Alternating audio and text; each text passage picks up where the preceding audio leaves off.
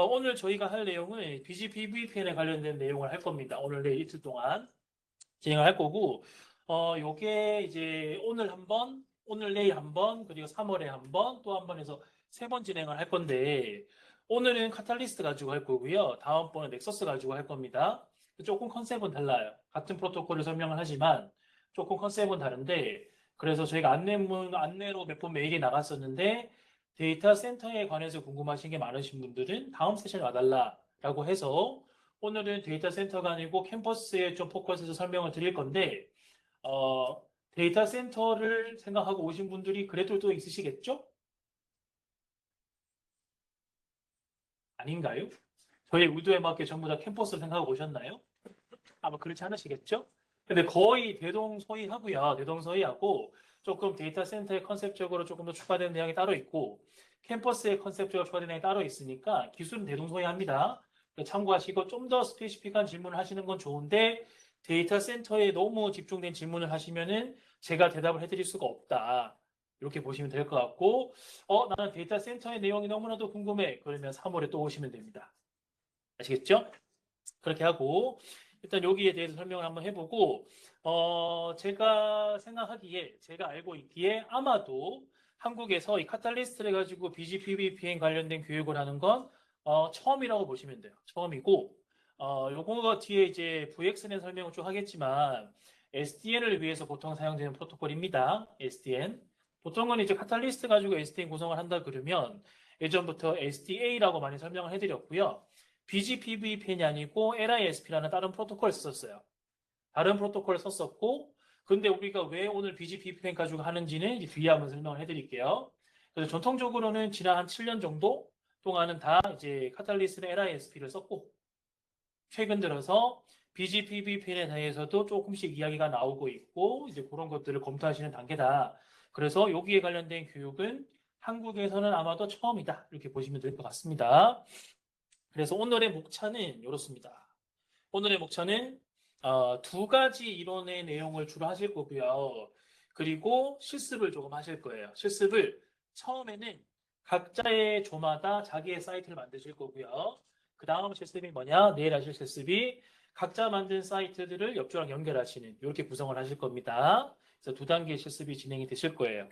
그래서 가장 먼저 이해하셔야 되는 게 뭐냐면은 우리가 이 세션의 제목은 BGP VPN이긴 하지만 우리가 먼저 이해하셔야 되는 건 VXLAN에 대해서 좀 정확하게 이해를 하셔야 됩니다. 그래서 VXLAN에 관한 설명을 먼저 좀 해드릴게요. 첫 번째 이제 VXLAN입니다. VXLAN은 여기 보시는 것처럼 이 자료는 나중에 드릴 거예요. 다 드릴 거니까 팀지에 드릴 거니까 내용을 더 보시면 될 것 같아요. VXLAN이라는 건 처음 사용된 건 캠퍼스 쪽이 아니고요. 우리가 다 알고 있듯이 데이터 센터에서 먼저 사용이 됐습니다. 데이터 센터에서. 그래서 예전에는 이제 VXLAN이 처음 나올 때는 VXLAN을 왜 쓰는데? 라고 물어보면은 이유는 되게 단순했거든요. 왜냐하면 데이터 센터 예전에는 서버들이 다 이제 베어메탈이라 그러죠. 서버 물리적인 하드웨어 서버 하나에 OS가 하나 올라가서 거기 어플리케이션들이 서비스하는 이런 형태였었는데 이제 서버가 가상화가 되니까 하나의 물리적인 서버 위에다가 바로 OS를 설치하지 않으시죠? 보통 하이퍼바이저로 설치하잖아요. 보통 우리가 EXXI가 되었건 하이퍼V가 되었건 뭐가 되었건 뭐 KVM이 되었건 요 하이퍼바이저를 설치하시고 하이퍼바이저 위에다가 다시 OS를 설치하시잖아요. 그래서 하나의 물리적인 서버 안에 이제 다양한 종류의 VM이 올라가게 된 겁니다. 다양한 종류의 VM이 올라갔다고 하는 건 예전에는 물리적인 서버 하나에 OS가 하나였는데 물리적인 서버 하나에 OS가 여러 개인 거예요. 독립적인. 그러면 독립적인 서버 하나에 독립적인 VM이 여러 개라고 하는 건 단순히 예전으로 보시면 물리적인 서버가 많이 늘어난 거랑 동일한 형태가 되는 겁니다. 예전엔 서버가 10대면 서버가 10대였는데 이게 논리적으로 이제 서버가 10대인데 물리적으로는 10대인데 논리적으로는 100대가 되기도 하고 1000대가 되기도 하는 거예요. 그러면 이 각각의 100대, 1000개가 된 VM들은 다 네트워크 연결을 제공받아야 되거든요. 그 네트워크 제공을 받는데 이 VM들이 모두 다 같은 VLAN에 들어온다. 그러면 별 문제가 없는데 얘들이 다 또 서비스를 구분해야 되니까 VLAN들을 다르게 또 가져가는 이런 문제가 생긴 겁니다. 그래서 서버 가상화 때문에 VM의 개수가 늘었고 VM의 개수가 늘면서 VLAN의 개수도 더 많이 필요하게 되었다. 이게 이제 키포인트인데 우리가 전통적으로 사용하던 이제 VLAN이라는 건 16비트까지도 안 가고 4094개의 VLAN만 딱 합당을 해줘요. 그리고 실제로 우리가 스위치들을 구동해서 보시면 아시겠지만 VLAN은 4094개까지 안 쓰죠? 그렇게 안 씁니다. 근데 이게 왜 안 쓴다고 생각하냐면은 이거는 굉장히 캠퍼스적인 사고방식이란 말이에요. 근데 데이터 센터에서는 1000개 넘는 VLAN을 필요한 경우도 있더라. 스케일이 커지면. 그러면 VLAN이 만약에 4094개보다도 더 필요하면 어떻게 할 거냐? VLAN 자체의 아이디를 늘려야 되는 거죠. 그래서 이걸 늘리기 위해서 나온 표준이 뭐냐? VXLAN입니다. 근데 이제 지금 시점에서 보시면은 데이터 센터가 되었건 캠퍼스가 되었건 VLAN의 개수 4094개가 부족해서 VXLAN을 쓰냐? 전혀 그렇지 않아요. 아시겠죠? 처음 기술이 나온 이유는 그렇지만 이게 지나가지고 지금 딱 보니까 그래서 쓰는 건 아닌데 이렇게 된 겁니다. 그래서 예전에 문서를 보시면은 이 VLAN의 아이디 개수가 4094개밖에 안 되기 때문에 이걸 늘리기 위해서 뭐 160만 개의 주소를 제공해주는 VX를 늘렸다 이런 이야기가 나오지만 이거는 뭐 그렇구나 정도로 넘어가시면 되고 요 VXLAN에서 앞으로 자주 나올 용어들입니다. 여기 좀 생소하실 수가 있으니까 기억하시면 좋아요. 앞으로 이제 VTAP이라는 이야기가 많이 나올 거예요. VTAP이 뭐냐면은 VXLAN이라는 네트워크를 만들면 VXLAN 환경에서는 터널이 만들어지거든요. 여기에서 저기까지 터널이 만들어지는데 그 터널을 처음 생성하고 받아주는 그 끝단이 VTAP이라고 하고요. 이걸 우리가 알고 있는 익숙한 장비 누가 하냐? 스위치가 합니다.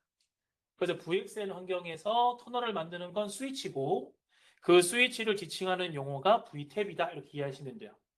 됐죠? 그 VTAP 좀 기억하시면 되고 그리고 이제 VXLAN 환경 안에서는 좀 전에 설명드린 것처럼 VLAN보다 더 큰 규모의 식별을 한다고 했죠? 4094개보다 훨씬 많은 식별을 한다고 말씀을 드렸어요. 그래서 그 식별되는 단위를 보통 우리가 뭐라 그러냐? VNI라고 보통 불러요. VNI. 그러니까 우리가 익숙한 용어로 이해하시면은 아, VN이랑 뭐 비스무리한 이야기구나. 이렇게 이해하시면 됩니다. 그리고 밑에 보시면 이제 MV라는 게 있거든요. MV는 뭐냐면은 이제 VTAP 스위치 간의 VXLAN 터널을 구성을 할 건데 그 터널을 구성하기 위해서는 또 가상 인터페이스가 있어야 되겠죠. 그래서 그 가상 인터페이스를 MVE라고 합니다. 그래서 앞으로 이 용어 계속 나올 거예요. 그래서 VXLAN 설명을 하면서 VNI라고 설명을 계속 하면은 뭐라고 이해하시면 빠르다고요? 아, VLAN이구나. 이해하시면 빠르고 VNI 간에 터널링을 만들 거예요. 그래 터널링을 만드는데 터널은 누가 만든다? 스위치가 만든다. 그 터널을 만드는 스위치를 무슨 용어라고 부른다? 보통 VXLAN에서는 VTAP이라고 부른다. 이해하시면 되고 그 VTAP 스위치 안에 또 이 터널링을 하기 위한 가상 인터페이스를 MVE라고 부릅니다. MVE. 그래서 MVE 피어다. 그러면 가상 인터페이스 간의 VTAP 피어다. 이렇게 이해하시면 돼요. 그렇죠?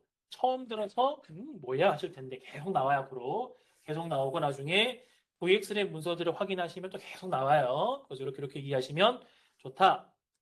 자, 그래서 VXLAN이 만들어졌는데 그럼 VXLAN이라는 게 VLAN의 개수가 제한된 걸 해결하는 거 말고 다른 단점을 해결한 건 없었냐? 있었습니다. 뭐가 있었냐? 예전에 VLAN 기반의 L2 네트워크 환경이 가지는 단점들이 있었어요. 무슨 단점이 있냐?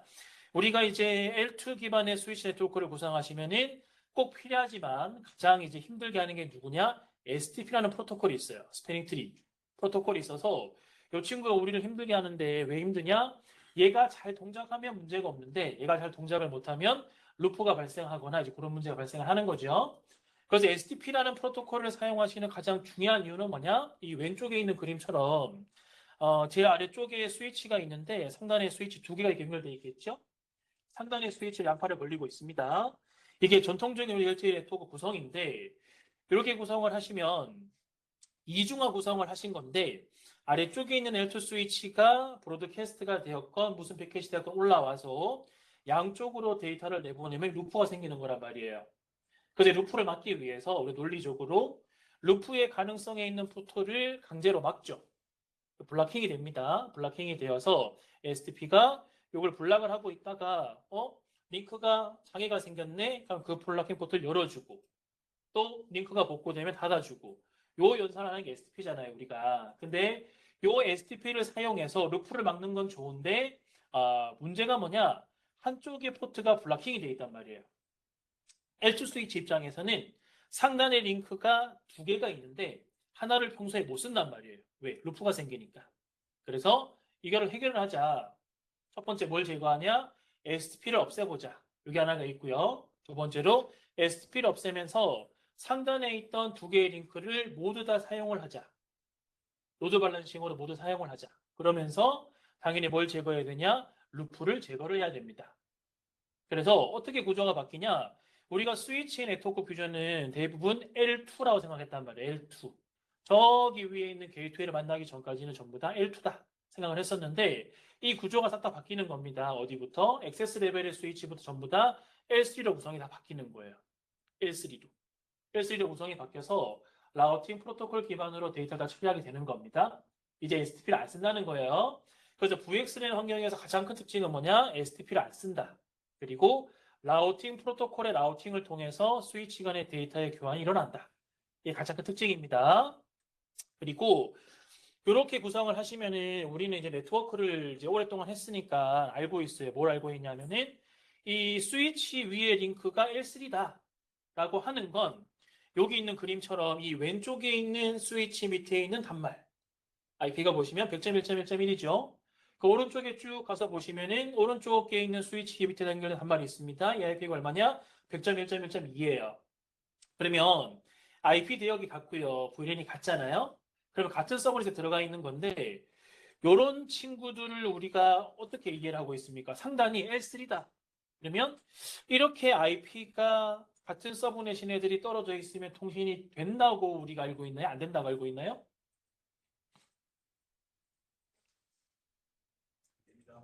그렇죠, 여러분. 이렇게 대답해 주시는 게 좋을 것 같아요. 저 혼자 이렇게 해주면 너무 힘들거든요. 안 됩니다. 우리 알고 있는데 안 돼요.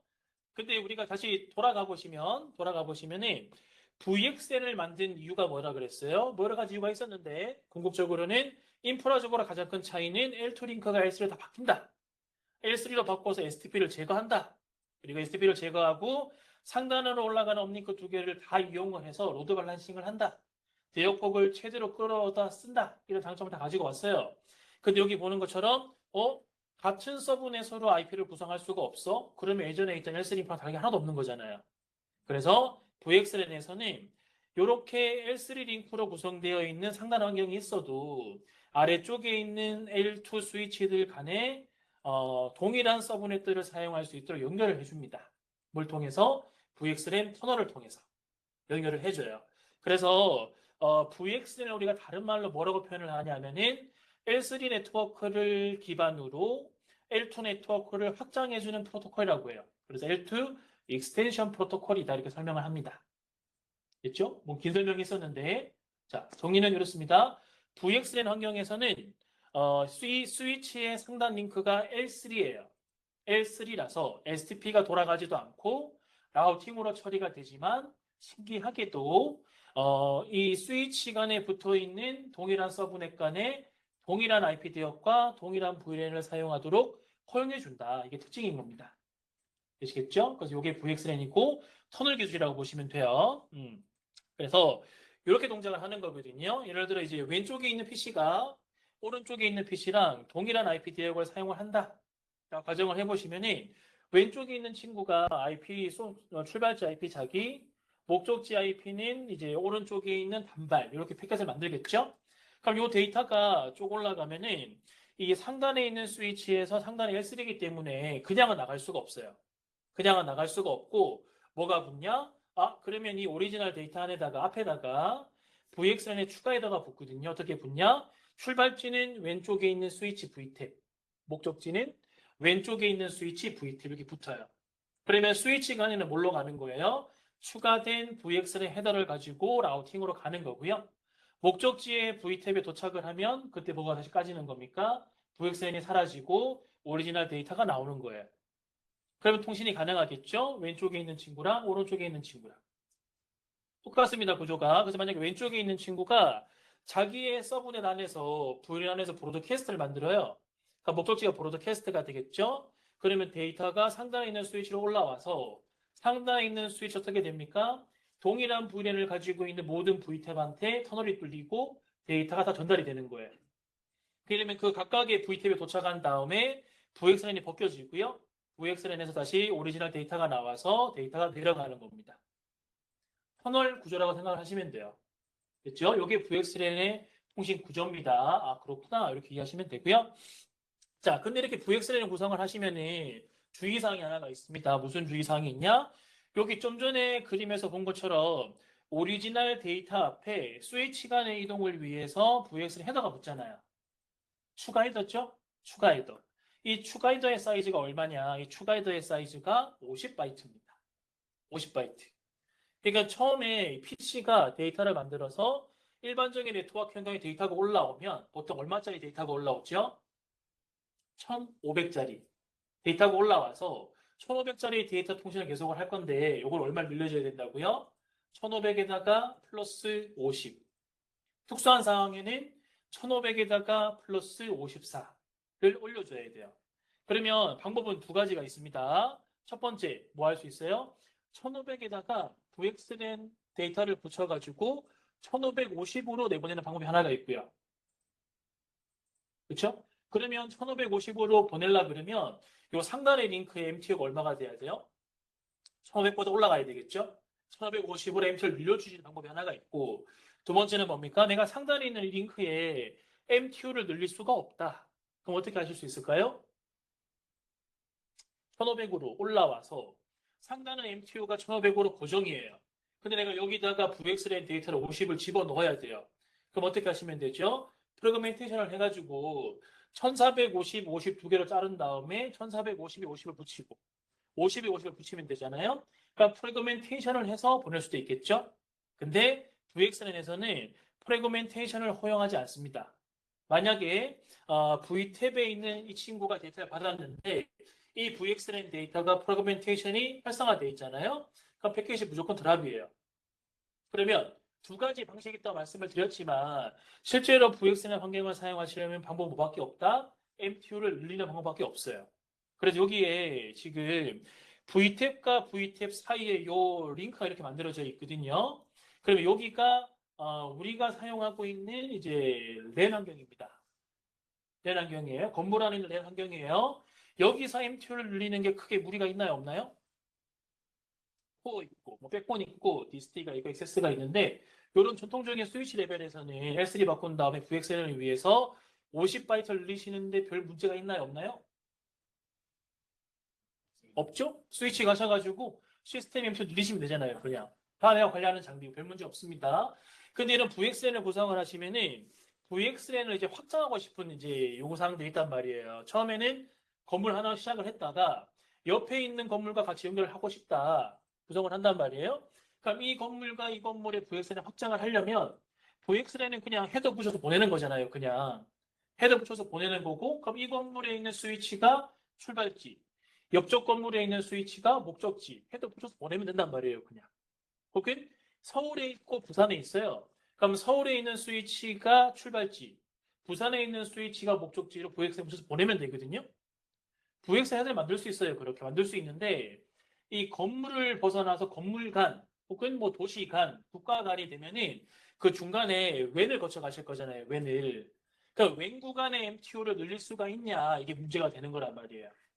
그럼 VXLAN을 확장을 할 수 있냐 없냐는 사실 우리가 뭘 고려하셔야 된다고요? 그냥 심플하게 이 VXLAN을 만드는 VTab 간의 링크 사이에 모든 구간의 MTU를 우리가 늘릴 수가 있냐를 보셔야 되는 거고 일반적으로 웬 구간을 임대해서 쓰십니다. 임대해서 쓰시면 그게 잘 안 되겠죠. ISP 임대를 했었어요. ISP 임대해서 쓰는데 ISP한테 MTU 늘려주세요. 그럼 안 늘려줄 거란 말이죠. 잘 안 된다라고 보시면 되고 만약에 이 웬 구간마저도 본인이 자가망으로 도입하고 계시거나 혹은 웬 구간 또 SP랑 ISP랑 계약을 했지만 ISP가 늘려줄 수 있다. 그러면 확장하실 수 있는 겁니다. 심플해요. 그래서 VXLAN을 구성을 하실 때 가장 중요한 사항은 MTU를 내가 늘릴 수가 있냐 없냐 요거에 대해서 내가 VXLAN을 어디까지 확장할 수 있을지를 결정할 수 있다. 이렇게 보시면 됩니다. 그래서 이렇게 나오지요. 그래서 여기 보시면은 전반적인 여기 헤더의 구조인데요. 이렇게 보시면 이렇게 적혀 있습니다. VXLAN 헤더라는 게 이렇게 들어가 있고요. VXLAN 헤더 안에는 몇 가지 값들이 들어가 있어요. 이 값들이 뭔지는 뒤에 설명을 해드릴게요.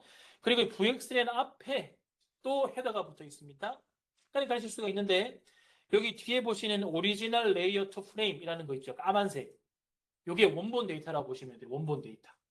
원본 데이터고 원본 데이터 앞에 뭐가 붙냐? VX의 헤더가 붙는다.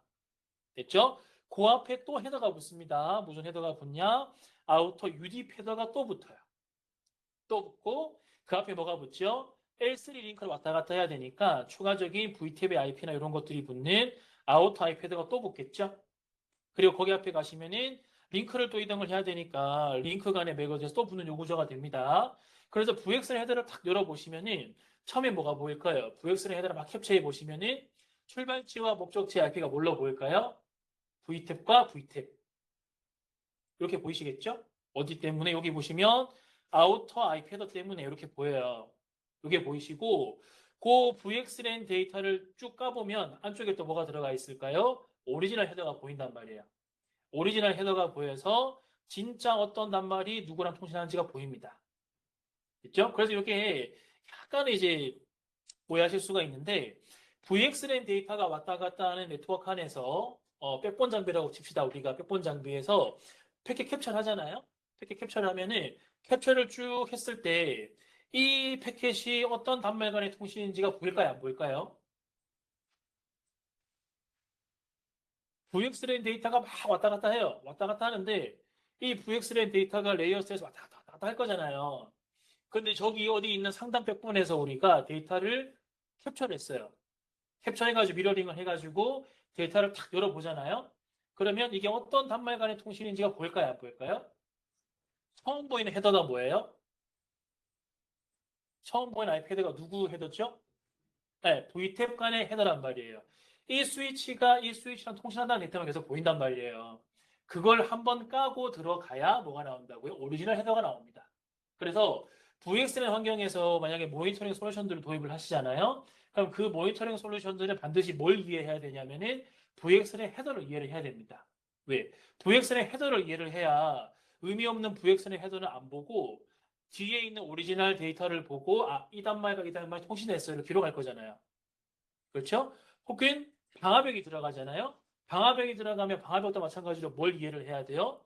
VXLAN 헤더를 이해를 해야 VXLAN 헤더를 무시를 하고 오리지널 데이터를 보고 트래픽을 허용할 건지 말 건지 결정할 수 있는 거 아닙니까?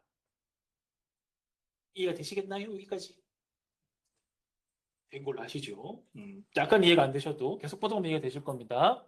그래서 이 VXLAN이라는 패킷 안에는 뭐가 들어가냐? 예, 예. 두 분 늦게 오셨는데 늦게 오셔서 여기 오셔야 돼요. 네. 안타깝죠? 네. 여기 오죠. 여러분 여기 앉으신 여기 네 분이 가장 핫플레이스거든요. 핫플레이스에 오세가실 건데 내일 빨리 오셔가 잘 바꾸시면 안 됩니다. 오늘 저희 그대로 앉으셔야 돼요. 네, 두 분 여기 화면 보시면 됩니다. 화면 보시다가 아주 설명해 드릴게요. 자, 그래서 이제 VXLAN 패킷의 구조는 이렇게 되어 있습니다. VXLAN 첫 번째 보시면은 RRRR 1, RRRR 이렇게 되어 있습니다. 그래서 비트가 하나가 1이고 나머지가 R로 쭉 설명이 되어 있어요. 그럼 이걸 보고 스위치는 이거 VXLAN 데이터구나를 이해한다는 거예요. 고정값들입니다, 전부 다. 그리고 뒤에 가시면 이제 VNI라는 값이 있다 그랬죠. 이 VNI가 뭐라 그랬어요? VXLAN 안에서 VLAN처럼 이 네트워크를 식별하는 단위라고 했습니다. 그렇게 값이 하나 들어가고요. VXLAN 패킷, UDP 패킷을 또 보시면 UDP 패킷에서 VXLAN 포트 번호가 또 고정되어 있어요. 웰런 포트거든요. 그래서 UDP 포트 번호 4789번이 찍혀 있으면 네트워크 장비가 이거 VXLAN이구나 이직한다는 거예요. 그리고 소스 포트가 있거든요. 소스 포트는 설명을 한번 보시면 49,152에서 65,355까지 랜덤으로 생성이 됩니다. 랜덤으로 생성이 되고요. VXLAN 데이터는 L3 링크를 거쳐간다 그랬잖아요. L3 링크를 거쳐갈 때 로드 밸런싱을 뭘로 하냐? 소스 포트 가지고 합니다. 소스 포트를 보고 소스 포트 랜덤하게 생성되니까 홀수는 이쪽, 짝수는 이쪽. 이렇게 로드 밸런싱을 하는 거예요. 됐죠? 그래서 로드 밸런싱 기술이 이렇게 들어간다. 보시면 되고 그래서 여기부터가 이제 오늘 우리가 실습할 내용과 우리가 이 VXLAN을 왜 쓰는지의 메인 사항인데 앞서 한번 설명드린 것처럼 VXLAN이 VLAN의 개수를 더 늘리기 위해서 만들어졌지만 그 용도로 쓰는 경우는 거의 없다고 했습니다. 앞서 설명드린 것처럼 VXLAN의 가장 큰 특징은 상단의 네트워크가 LCD로 구성이 되어 있어도 이쪽과 저쪽에서 똑같은 L2 환경 구성이 가능하다는 거거든요. 여기에 사용하던 IP를 좀 전에는 이쪽에 동일한 서브넷으로 표현을 했지만 동일한 서브넷이 아니고 이쪽에 예를 들어 10.1.1.1 IP를 가진 애가 있는데 VXLAN 환경이면은 다른 건물에 가서도 그대로 10.1.1.1을 쓸 수 있는 거예요. 혹은 1층에 10.1.1.1을 쓰다가 위에 층에 가서도 10.1.1을 그대로 쓰실 수 있는 거예요. 데이터 센터에서는 이게 왜 의미가 있냐면은 데이터 센터를 예를 들어 메인 사이트가 있고 DR을 구성을 하시잖아요. 그럼 메인 사이트 어플리케이션들이 막 이렇게 있겠죠? 그럼 이거 동작을 하다가 메인 사이트 어플리케이션이 다 망가지면은 DR이 그 기능을 그대로 수행을 해야 되잖아요. 수행을 해야 되는데 만약에 DR 데이터 센터 만들기는 했는데 물리적으로는 똑같은 서버들이 있고 똑같은 스위치들이 있어요. 근데 이제 다른 구역이다 보니까 IP가 완전히 달라. 이 메인 사이트랑 DR 사이트가 완전히 IP 체계가 달라요. 그러면 DR 사이트가 제대로 동작을 할까요? 안 한단 말이에요. 왜? 어플리케이션들이 서로 상호 인지하고 동작을 할 때 다 IP로 연결이 돼 있을 건데 이 IP 값들이 싹 다 바뀌어버리면 제대로 동작을 못 할 거란 말이에요. 그러면 DR 센터에서도 동일한 IP 대역들을 사용을 해야 되는데 VXLAN이 그걸 가능하게 한다는 겁니다. 요거 데이터 센터 이야기인 거고 캠퍼스는 요걸 그대로 가지고 와서 어떻게 쓰는 거죠? IP가 안 바뀐다고? 그럼 너무 좋아. 왜 좋죠? IP가 안 바뀐다. 너무 좋아. 한국 고객들은 이것 때문에 VXLAN 쓰시는 거거든요. 네트워크 입장에서는 바뀌든 말든 난 동케어. 근데 누가 좋아하죠? 네? 유지보수하는 사람이요? 유지보수하는 사람도 바뀌든 말든. 사용자요? 사용자일 수도 있죠. 사용자가 좋아합니다. 정확하게 사용자와 누가 좋아하냐면은 사용자와 보안팀이 좋아해요. 왜 보안팀이 좋아하냐? 보통 사용자가 IP가 바뀌면 사용자가 왜 힘드냐면은 내 IP가 바뀌었으니까 우리 회사 내부 리소스에 사용 신청을 해야 되잖아요. 변경된 IP로 접근 권한을 달라고 신청을 해야 되죠. 그럼 보안팀에서 그 신청을 받은 다음에 IP를 갱신해 준단 말이에요. 그 갱신을 해주기 전까지는 내가 접속을 못 하잖아요. 근데 IP가 안 바뀌어. 그러면 사용자가 자리를 이동을 하더라도 혹은 지역을 이동을 하더라도 IP가 안 바뀌면은 새로운 사용 신청을 하실 필요가 없죠? 그대로 사용하실 수가 있잖아요. 사용자도 좋고. 뒤에 보안팀 입장에서는 IP가 안 바뀌니까 내가 사용 허가를 신청할 이유도 없고. 그렇죠? 그래서 네트워크 인프라 측면에서는 바뀌든 말든이긴 하지만 보안팀과 사용자 입장에서는 IP가 안 바뀌는 게 굉장히 의미가 있다는 겁니다. 그래서 이게 IP가 안 바뀌는 게 보안과 연계되어서 한국 고객들은 대부분 VXLAN을 IP를 변경하지 않기 위한 인프라를 만드는 데 사용을 하시는 거예요. 그래서 이걸 보통 뭐라고 용어로 설명을 하냐? IP 모빌리티라고 합니다. IP를 그대로 가지고 돌아다닌다. 이렇게 표현을 하고요. 그래서 여기 데이터 센터에서 인터 데이터 센터 간의 터널링을 구성을 해서 동일 IP를 왔다 갔다 하는 걸 구현을 했는데 이걸 캠퍼스에 그대로 가지고 왔다. 이렇게 보시면 됩니다. 그렇게 되어 있고요. 그리고 이 VXLAN 환경에서는 우리가 평소에 많이 사용하지 않는 생소한 용어가 또 나옵니다. 뭐가 나오냐? 언더레이라는 용어가 나오고요. 오버레이라는 용어가 나와요. 이 두 가지가 조금 이제 생소하긴 한데 많이 익숙하실 겁니다. 이제 막 7년 전이야 생소하다 그랬는데 이제 많이 들어보셨을 거예요. 이 VXLAN 인프라에서는 기본적으로 가장 중요한 인프라가 뭐냐? 스위치 간에 VTAP 간에 터널을 만들어야 되니까 스위치 간의 통신을 하기 위한 인프라가 제일 중요해요. 그 인프라를 뭐라고 하냐? 우리가 언더레이라고 합니다. 언더레이. 그럼 언더레이는 보통 뭘로 만들어지냐? 라우팅을 해야 되니까 라우팅 프로토콜로 만들어지겠죠? 보통 OSPF 사용하셔도 되고요. ISIS 사용하셔도 되고요. EIGRP 사용하셔도 되고 알고 계시는 라우팅 프로토콜 뭐든 다 사용하셔도 상관없습니다. 그렇죠? 그래서 일반적인 우리가 알고 있는 IGP를 가지고 스위치 간의 통신 가능한 네트워크를 만든다. 이게 하나가 있고요.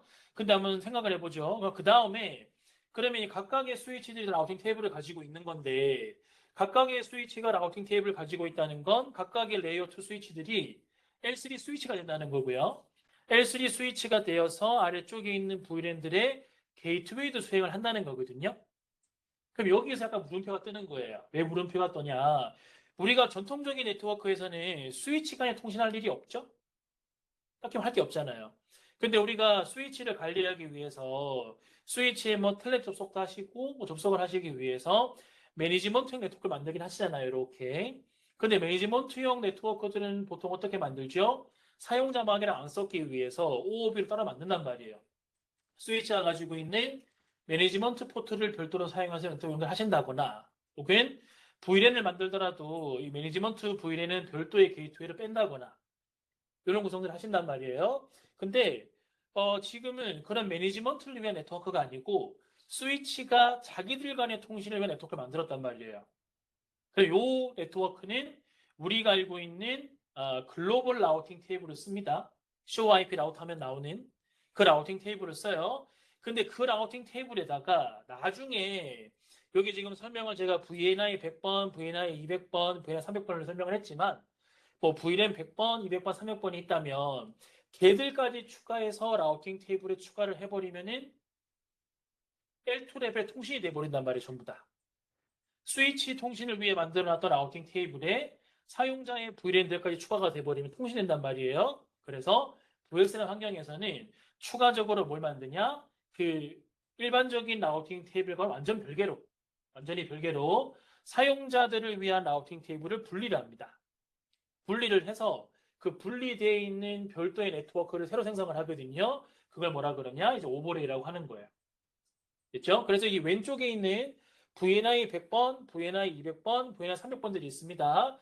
얘들은 다 가상의 네트워크로 분리가 된단 말이에요. 그래서 가상의 네트워크 분리된 네트워크도 다 뭐라 그러냐? 오버레이라고 말을 합니다. 그럼 이 왼쪽에 있는 VNI 100번과 오른쪽에 있는 VNI 100번이 통신을 해야 되겠죠? 그러면 VNI 100번, 100번은 다 뭐예요? 오버레이란 말이에요. 오버레이. 따로 테이블이 있어요. 따로 테이블이. 테이블이 있는데 실제로 통신하려고 그러면은 스위치까지 올라온 다음에는 어떻게 되죠? 스위치에서 스위치가 통신도 돼야 되잖아요. 그렇죠? 여기는 뭘로 간다는 겁니까? 언더레이. 됐죠? 오버레이들이 만들어지고 오버레이들 간의 연결은 뭘로 이루어진다? 언더레이로 만들어진다. 두 개의 계층 구조가 있는 겁니다. 그래서 오버레이만 가지고 연결하실 수가 없고 언더레이 통해서 연결이 된다 이렇게 보시면 되고 그래서 브로드캐스트의 처리가 이게 또 문제가 됩니다. 이게 또 처리가 문제가 되는데 이제 사이트를 막 확장을 하잖아요. 확장을 막 해가지고 예전에 예를 들어서 건물 한 동 만들고 끝 이랬으면은 건물 한 동 안에서 브로드캐스트가 막 돌잖아요. 이렇게. 근데 이제 VXLAN을 만들다 보면은 VXLAN을 점점점 크게 만들거든요. 옆 건물까지 연결을 했어요. 그럼 예전에는 이 건물에 생성된 브로드캐스트 이 건물에서만 끝 그랬는데 이제 옆 건물까지 넘어가잖아요. 그럼 이 건물에서 만든 브로드캐스트가 상단에 있는 이제 스위치를 만나서 거기에 언더 네트워크를 통해 가지고 전파가 쫙 된단 말이에요. 그럼 옆 건물까지 브로드캐스트가 갑니다. 근데 이 VXLAN 환경에서는 그렇게 브로드캐스트를 안 넘겨도 되는 기술들을 많이 가지고 있어요. 대표적으로 브로드캐스트를 여기까지 보내야 되는 가장 중요한 이유가 뭡니까? 이 왼쪽에 있는 VNI 200의 단말이 오른쪽에 있는 VNI 200의 단말의 맥을 알고 싶어요. ARP 브로드캐스트를 만들겠죠? ARP 브로드캐스트를 만들면 브로드캐스트를 전파해가지고 온다 받아내 브로드캐스트 가야 된단 말이에요, 이게. 근데 VXLAN에서는 이런 브로드캐스트를 보내지 않고 오른쪽에 있는 단말의 맥 정보를 알려줄 수 있습니다. 브로드캐스트를 안 보내고도 다 처리할 방법을 가지고 있어요. 근데 한국에서는 브로드캐스트를 보내줘야 돼요. 왜 보내줘야 될까요? 한국에만 있는 아주 고유한 특수한 시스템 때문에 그렇습니다. 한국에 지금 사이트에 있는 네트워크 운영을 쫙 떠올려 보시면 한국에 있는 사이트에서 스위치가 브로드캐스트 넘기지 않고 자기 밑에 있는 단말한테 알아서 처리를 해줘 버리면 브로드캐스트를 안 넘겨버리면 문제가 되는 시스템이 있어요. 누가 있을까요? 그렇죠. 특정 밴더를 지칭하셨는데 괜찮습니다. 네, 낙이 있잖아요. 낙. 한국에 있는 낙 시스템들이 어떻게 동작을 하냐면은 이 네트워크에 단말이 접속을 했냐 안 했냐를 브로드캐스트를 보고 하거든요. 근데 VXLAN 환경에서 브로드캐스트 전파가 안 돼 버리면 얘가 아무것도 학습을 못 해요. 학습을 못 해가지고 정보가 안 들어오거든요. 그래서 한국에서는 이 브로드캐스트를 넘겨줘야 됩니다. 근데 우리가 알고 있는 것처럼 우리 이 스위치와 스위치 사이의 링크는 이제 L2가 아니란 말이에요. L3입니다. L3 네트워크에서는 브로드캐스트를 만들어도 전파가 안 되죠. 그래서 뭘로 바꿉니까? 브로드캐스트를 언더레이에 들어오면은 멀티캐스트로 바꿔서 전파를 합니다. 됐죠? 그래서 이 브로드캐스트의 전달이 VXN에서는 꼭 필요하지 않은데 필요한 경우에는 전달할 수가 있다. 전달하기 위해서는 뭘로 전달을 한다? 멀티캐스트로 전달을 한다. 이렇게 하시면 되고요. 그래서 이 언더레이 인프라에는 또 뭐가 만들어져야 되죠? 그러면 그냥 우리가 라우팅만 하면은 멀티캐스트 안 가잖아요. 그래서 뭘 만들어야 됩니까? 뭐 랑데비 포인트 만드셔야 되고 스파스 모드 쓰셔야 되고 댄스 모드 쓰셔야 되고 언더레이의 멀티캐스트 구성도 추가적으로 또 해주셔야 돼요. 됐죠? 그렇게 해서 간다. 그렇게 전달은 된다. 이렇게 보시면 되고요. 그리고 요 인프라에 또 특이한 구성이 또 하나가 있습니다. 뭐가 있냐? 이 VLAN 100번의 사용자가 이쪽 스위치에도 있고 여기도 있고 이렇게 다 있단 말이에요. 그럼 얘들이 나중에 게이트웨이를 찾아갑니다. 자기 VLAN의 게이트웨이. 그럼 그 게이트웨이가 어디에 있냐? 이 상단에 있는 100번에 있는 게 아니고요. 이 아래쪽에 있는 스위치가 다 가지고 있어요. 우리가 알고 있는 엑서스 레벨의 스위치가 다 S3가 됐기 때문에 걔들이 다 게이트웨이를 가지고 있습니다. 근데 이 게이트웨이가 모든 스위치가 다 가져야 되니까 모두 다 동일한 IP의 게이트웨이를 다 가지는 거예요. 그래서 이걸 우리가 뭐라고 표현합니까? 애니캐스트 게이트웨이로 동작을 한다라고 설명을 합니다. 용어적인 설명이라고 보시면 돼요. 그래서 이 L2 스위치에 내려가시면은 아래쪽에 어떤 포트가 무슨 VLAN인데 설정이 다 되고요. 설정이 되고 그 각각의 VLAN들을 수행하기 위해서 SVI가 만들어지고요. SVI의 IP 세팅이 됩니다. 이렇게 하나의 스위치에 SVI가 만들어지고 IP가 세팅이 되지만 옆 스위치에 가면 똑같은 설정이 똑같이 들어간다는 거예요. 그 옆에 스위치 가시면 똑같은 설정이 똑같이 들어간다는 거예요. 그러면 한번 생각을 다시 한번 해볼까요? 옛날에 우리가 여기 액세스 레벨의 VTab 역할에 있는 액세스 스위치가 레이어 2면 우리가 무슨 설정을 하죠? 들어가서 스위치에다가 무슨 설정을 하시죠? 뭐 사이트마다 다르겠지만 L2 스위치가 L2 스위치 역할을 꼭 하기 위해서 필요한 설정이 뭐가 있을까요? 우리 사이트에서 VLAN 100번에서 200까지 쓴다. VLAN 100번에서 200번까지 쓸 거야. 그러면 스위치에 들어가셔가지고 VLAN 100, 200 엔터 딱 하면 끝이죠. 그리고 스위치 포트마다 너 VLAN 100번 써라, 200번 써라 할당해주면 끝. 더 설정하실 게 없죠? 끝이잖아요. 근데 이게 L3 스위치가 됐기 때문에 VXN에서 설정할 게 좀 많단 말이에요. VLAN 할당하는 건 그래도 할당해줘야 되고 SVI 만들어줘야 되죠. 그리고 VXLAN 관련 설정을 하셔야 되죠. 그리고 상단 링크를 냈으니까 라우팅 설정을 또 하셔야 되죠. 거기다가 이게 네트워크 규모가 크다 보니까 VLAN을 추가할 거야. 그래서 VLAN을 하나 더 추가합니다. 그럼 어떻게 되시죠? 모든 스위치에 가서 VLAN을 다 추가해야 될 거 아닙니까? 그렇죠? 그러면 똑같이 VLAN 추가하고 SVI 추가하고 그 작업을 계속 해야 된단 말이에요. 그리고 아까 전에 제가 언더레이 오버레이 설명을 해드렸지만 이제 이 VXN 환경에서는 글로벌 라우팅 테이블 하나만 쓰는 게 아니고 여러 개의 라우팅 테이블을 씁니다. 버프라고 부르는 버프도 만들고 관리도 해줘야 돼요. 그러니까 설정이 되게 많아요. 예전에는 이런 L3의 설정을 백본에서 하면 됐었는데 이제 레이어 2 액세스 레벨까지 다 그 설정을 해야 된단 말이에요. 스위치가 100대면 100대, 200대면 200대.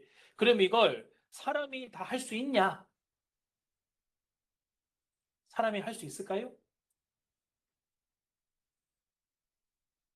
할 수 있을까요?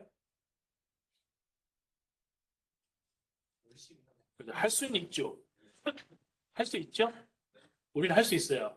우리는 할 수 있는데 보통 이런 설정들을 전체 인프라가 되게 켜져가지고 스위치가 100대, 200대, 300대, 500대, 1000대까지 늘어나거든요. 그걸 매뉴얼 할 수가 없잖아요. 그래서 보통 우리가 무슨 동을 받습니까? 이 EVPN 아니고 VXN 인프라를 만들 때는 여러 대의 장비의 동일한 컨피그를 배포하기 위해서 보통 컨트롤러의 도움을 받습니다. 그래서 보통 SDN을 구성을 한다. SDN을 구성한다라고 하면 다른 말로 우리가 보통 뭐라고 이해를 하냐? VXN의 인프라를 구성한다고 이해를 하거든요. 그렇죠? 소프트웨어 디파인 네트워크를 만든다. 이게 다른 말은 VXN 인프라를 만든다는 이야기란 말이에요. 요거는 다른 말은 스위치에 들어갈 컴퓨터가 엄청 많다. 그래서 이걸 사람이 더 이상 하기가 힘들다. 그래서 누구의 도움을 받냐? 컨트롤러의 도움을 받습니다. 그래서 SDN 디플로이 할 때는 중요한 게 모든 벤더가 다 VXN 가지고 구성을 해요. 다른 거 없습니다. 근데 컨트롤러에서 얼마나 제어가 가능하냐?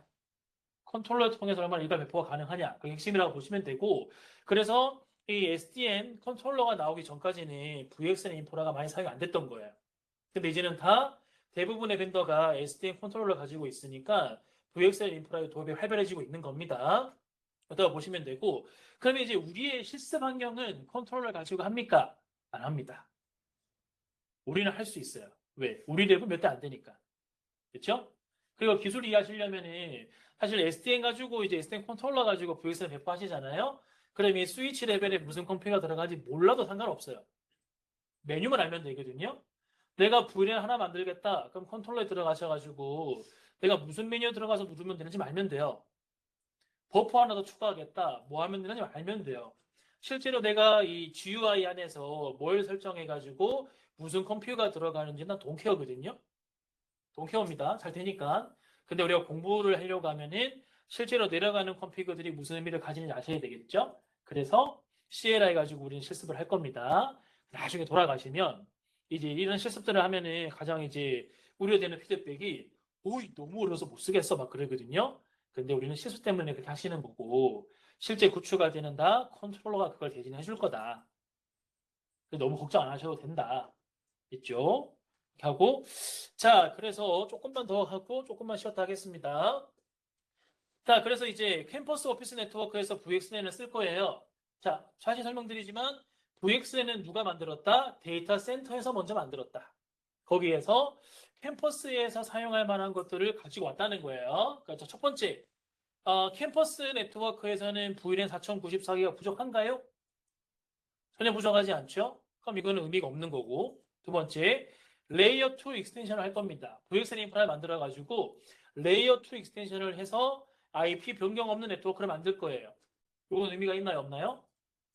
요거 때문에 쓴다고요, 지금. 그리고 세 번째, SP를 제거해버리고, 스위치 링크 사이에 SP 다 없애버리고, 루프가 근원적으로 안 만들어지게 하겠다. 그리고 else 네트워크를 만들어가지고, 로드 밸런싱이 되게 하겠다. 요건 의미가 있나요? 없나요? 스위치 레벨 네트워크 인프라 고도화가 되는 굉장히 의미가 있는 겁니다. 그래서 우리가 되게 포커스하는 건 두 번째, IP 모빌리티 포커스를 하지만, 그거랑 플러스, 부가적인 작용으로 STP가 제거가 되고 레이어 2 인프라가 레이어 3로 싹 바뀌어서 루프 자체가 제거되는 인프라로 발전하는 개념도 가지고 있어요. VXL 인프라는. 그래서 이 두 가지가 키포인트라고 보시면 되고요. 그래서 레이어 2 익스텐션과 STP를 제거하고 루프를 제거하는 L3 인프라를 만든다. 이게 캠퍼스 네트워크에서 VXN을 사용하는 가장 큰 의미다. 라고 보시면 됩니다. 그래서 앞서 설명드린 것처럼 여기에서 오버레이 네트워크를 만들어야 되기 때문에 오버레이 네트워크에서 이제 버프라는 개념을 사용을 합니다. 버추얼 라우팅 앤 포딩. 라우터 하나를 가상으로 쪼개는 그 내용으로 적용을 하고요. 그래서 왼쪽의 그림을 보시면은 이제 버프가 하나고 VLAN이 두 개입니다. 이게 왼쪽이 버프를 사용하지 않는 전통적인 레거시 네트워크라고 보시면 돼요. 그러면 이 VLAN들의 게이트웨이는 어디에 있죠? 쭉 올라가시면 백본 장비에 있죠? 백본 장비까지 데이터가 올라갔다가 이렇게 서로 다른 VLAN 통신이 이루어지는 거고 그 다음 단계를 보시면은 버프구는 하나고 VLAN은 두 개인데 뭐가 내려온 거예요? 게이트웨이의 포지션이 좀 내려온 거죠 밑으로 내려와서 아래쪽에 게이트웨이가 있으니까 VLAN 100번과 200번의 통신을 더 이상 100번까지 갈 필요가 없고 밑에서 왔다 갔다 하는 겁니다. 트래픽 플로우가 좀 더 효율적으로 가는 거죠. 위로 안 올라가고. 그리고 세 번째는 뭐냐? 버프가 두 개고요. VLAN이 두 개예요. 그래서 버프 하나에다가 VLAN 하나를 넣어놓은 구조거든요. 이렇게 만들면 어떻게 됩니까? 같은 스위치가 두 개의 버프를 가지고 있지만 논리적으로 분리가 되거든요. 그래서 이렇게 구성을 하시면 VLAN 100번과 200번은 통신이 안 되는 구조입니다. 됐죠? 왼쪽 그럼 비교해 보세요. 왼쪽 구조는 버프 하나에다가 VLAN 두 개를 넣었죠? 그럼 통신이 됩니다. 근데 오른쪽 구조는 뭐예요? 똑같이 VLAN이 두 개인데 버프를 두 개 만들어서 나눠 놓은 거예요. 하나씩 하나씩. 그럼 이 두 개의 VLAN 통신이 안 되는 구조가 되는 거예요. 됐죠? 그래서 VXLAN 환경에서도 버프를 만들겠다. 버프를 두 개, 세 개, 네 개 만들겠다라고 하시면 이 구분되어 있는 버프 간의 기본적으로 통신이 안 되는 거다. 라고 이해하시면 되고 그 하나의 버프에 VLAN 여러 개가 막 추가될 수가 있거든요. 버프 하나에 추가된 여러 개의 VLAN들은 서로 통신이 가능하다. VLAN이 두 개가 있어요. 이 두 개의 VLAN을 통신하게 만들고 싶어요. VXLAN에서. 같은 버프에 넣으시면 되고요. 얘들을 통신 안 하게 만들고 싶어요. 어떻게 하시면 되죠? 버프를 나누시면 됩니다. 나눠져 있는 이 두 개의 VLAN 간에는 영원히 통신할 수가 없나요? 통신할 수 있습니다. 어디에서 안 되는 거냐면은 VXLAN 인프라 안에서 안 되는 거고요. VXLAN 인프라도 어딘가 올라가다 보면은 VXLAN 인프라가 아닌 외부랑 만나겠죠? 외부랑 만나는 포인트가 있겠죠? 그 외부랑 만나는 포인트가 보통 또 다른 LCD 장비가 있을 거고요. 거기가 보통은 방화벽이 됩니다. 방화벽이 되어서 VXLAN 인프라의 첫 번째 버프가 있으면 이 첫 번째 버프가 자기 버프 말고 나머지 버프 그리고 외부랑 통신하기 위한 디폴트 게이트웨이가 그 방화벽이 돼요, 보통.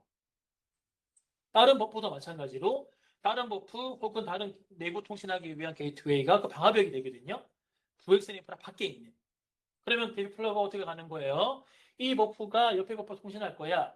그럼 VXLAN 안에서 플로우가 쭉 흘러서 누구한테 간다고요? VXLAN을 빠져나가서 방화벽한테 갑니다. 그 방화벽에서 ACL 룰에 따라서 이 두 개의 버프 통신을 허용해 줄 거야? 그럼 돌아오는 거고요. 드랍할 거야? 그럼 못 가는 겁니다. 됐죠? 그래서 이런 특이한 트래픽 플로어가 구조가 만들어진다라고 보시면 되고, 그러면 이제 데이터 센터와 캠퍼스가 똑같냐? 다릅니다. 특성이 달라요. 뭐가 다르냐? 첫 번째, 데이터 센터 같은 경우에는 PC로 제가 그림을 그렸지만 실제로 이제 VM들이 되겠죠. 가상 머신들. 가상 머신들이 있고요. 이 가상 머신 앞에는 이제 스위치가 있죠. 스위치가 있는데 이 가상 머신과 스위치 사이에는 다른 스위치가 들어갑니다. 보통 하이퍼바이저가 가지고 있는 V 스위치가 들어가거든요. 그럼 V 스위치를 통해서 어떻게 돼요? 각각의 VM들이 자기의 VLAN들을 가지고 올 수 있거든요. 그러면 여기 상단에 있는 이제 스위치, 우리가 관련된 스위치 입장에서 보면은 밑에 서버가 연결되어 있네. 그럼 트렁크를 만들어주고 언로드 VLAN 딱 잡아주면 끝난단 말이에요. 그 다음 네가 필요한 VLAN은 알아서 붙여서 올라와라. 끝나죠? 근데 왼쪽에 캠퍼스입니다.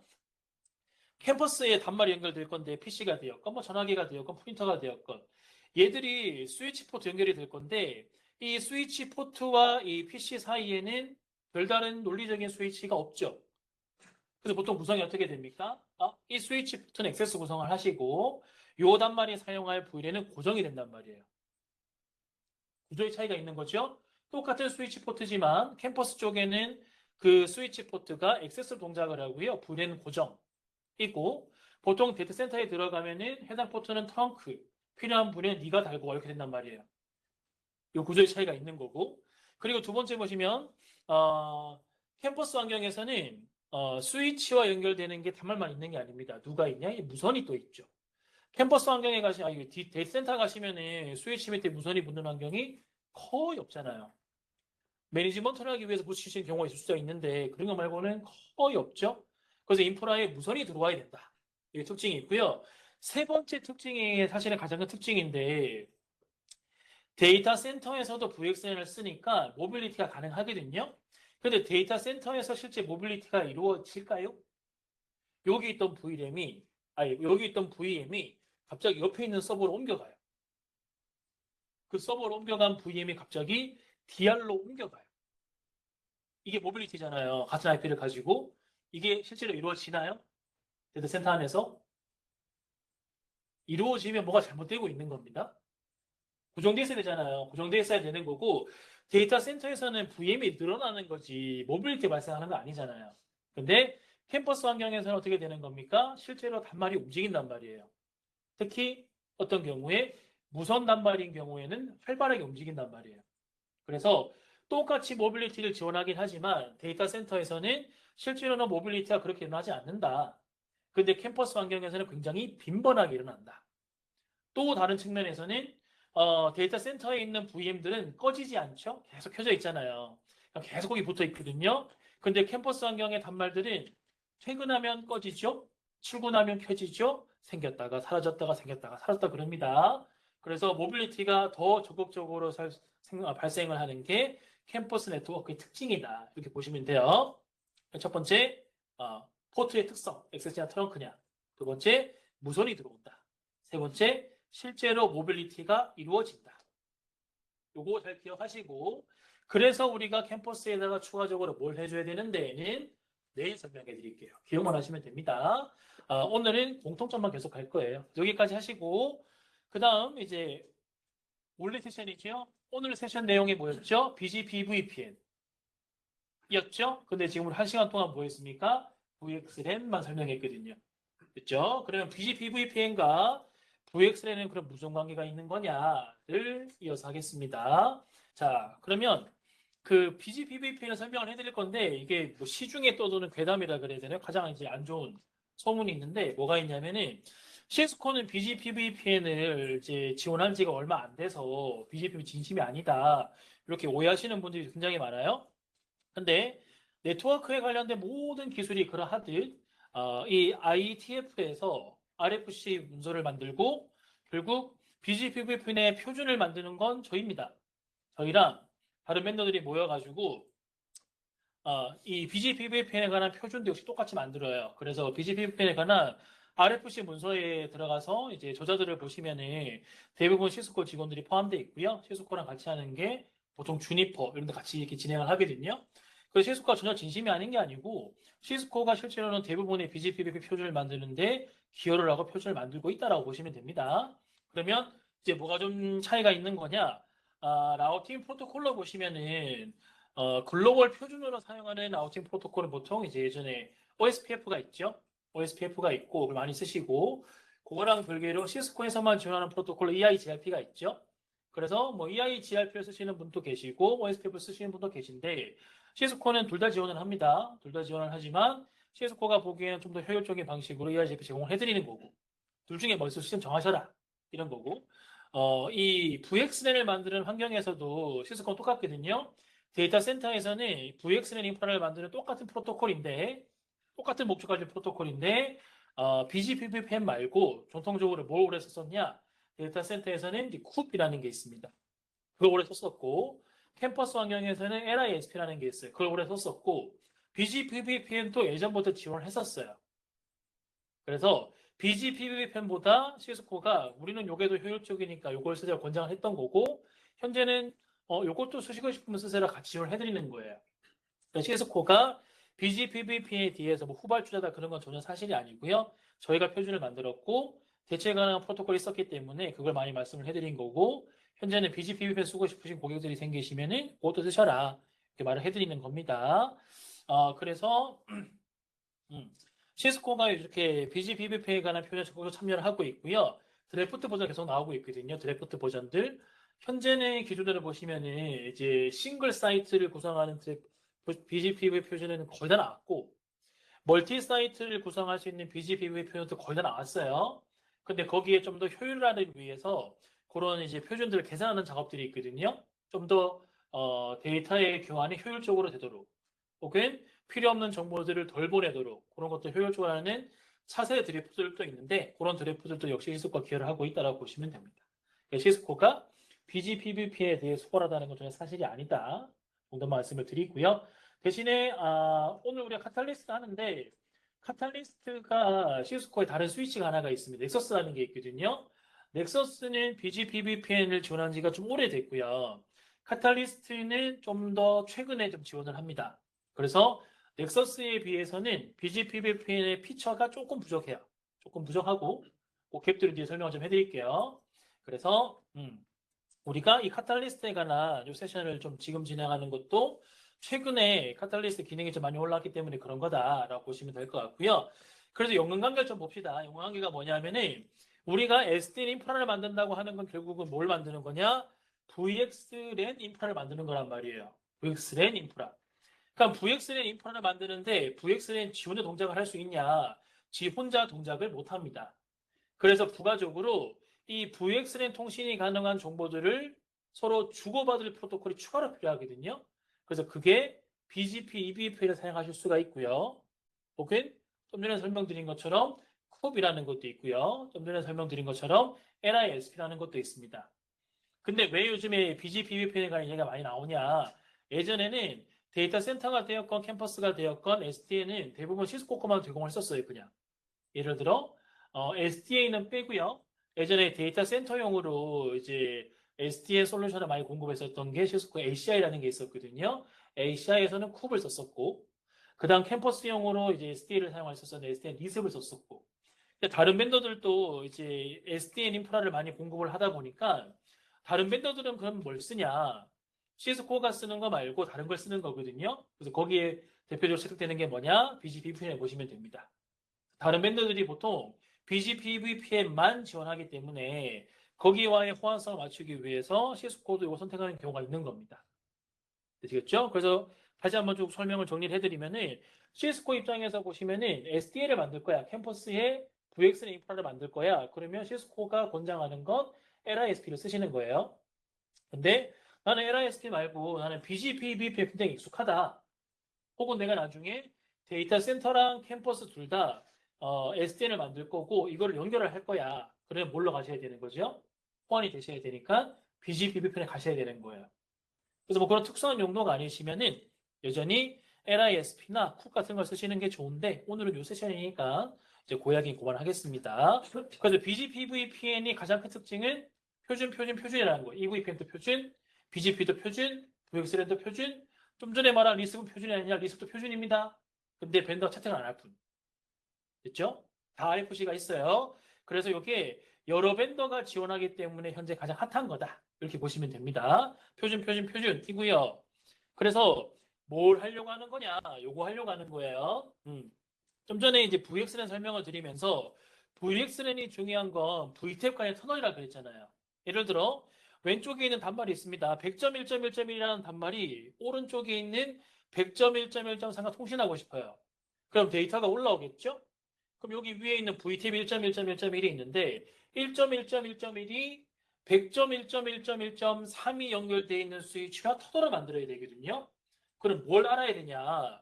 1.1.1.1이라는 스위치가 100.1.1.3이 연결되어 있는 스위치의 위치를 알아야 돼요. 그래서 저기 중간에 테이블 보는 것처럼 100.1.1.1은 1.1.1.1에 있습니다. 100.1.1.2는 1.1.1.2에 있습니다. 이런 DB를 만들어가지고 VTAP 간에 서로 교환을 해야 되거든요. 이 교환을 누가 하는 거냐? BGP VPN이 하는 겁니다. 혹은 리습이 하는 거고 혹은 쿱이 하는 거예요. 이렇게 교환된 정보를 바탕으로 터널을 만들고 통신을 하는 게 VXLAN의 역할인 거거든요. 되시겠죠? 이 VXLAN을 터널을 만들기 위한 DB를 만들어서 제공을 해주는 역할을 BGP, EVPN이 한다라고 보시면 되고요. 그 다른 표현으로 SDN 많이 보시면은 VXLAN을 뭐라고 만약에 설명을 하냐면은 데이터 플랜이라고 설명을 합니다. 데이터 플랜. 실제로 데이터를 주고받기 위한 터널이라는 거죠. 그거 말고 이 VX 터널을 누구한테 뚫어야 되냐? 누구한테 뚫어야 되는지를 결정하는 걸 컨트롤 플랜이 하거든요. 그래서 컨트롤 플랜의 포지션이 뭐냐? BGP VPN 보시면 돼요.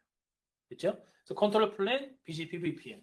실제 데이터 플랜, VXLAN 이렇게 분리가 되어서 설명서를 많이 하고요. 둘 중에 하나라도 없으면 어차피 안 되는 겁니다. BGP VPN은 터널을 뚫을 능력이 없거든요. VXLAN은 단말의 위치를 알고 능력이 없거든요. 두 개가 섞여야 되는 거예요. 섞여야 되는 거고. 그래서 첫 번째 이 VPN이라는 정보가 만들어져야 되거든요. 어디에서? VTAP에서. 각각의 스위치에서 이 VPN이라는 정보가 만들어져야 됩니다. 이 정보는 타입이 보통 5가지가 있는데 이 중에 우리가 중요하게 봐야 되는 건 디스크립션을 보시면은 타입 1은 뭐다, 타입 2는 뭐야, 타입 3는 뭐야, 4는 뭐야, 5는 뭐야 쭉 나와 있거든요. 쓱 보시면 터널을 뚫기 위해서 중요한 정보가 뭔 것 같습니까? 내가 받으면 좋을 만한 정보? 네. 2번 보시면 뭐라 나와 있어요? MAC IP Advertisement Route라고 되어 있잖아요. 내가 VTAP인데 나한테 요 MAC과 요 IP를 가진 단말이 붙어 있어. 정보란 말입니다. 요거를 다른 VTAP에게 전달을 해주면 그 VTAP이 요 MAC과 요 IP를 가진 애는 걔한테 있구나 알게 되는 거란 말이에요. 요게 타입 2 정보고 또 추가로 괜찮을 만한 게 뭐가 있을까요? 네, 5번이 있습니다. IP 프리픽스 루트라는 게 있거든요. 요거는 뭐예요? 타입 2는 단말 하나하나의 정보거든요. 단말 하나의 맥, 단말 하나의 IP.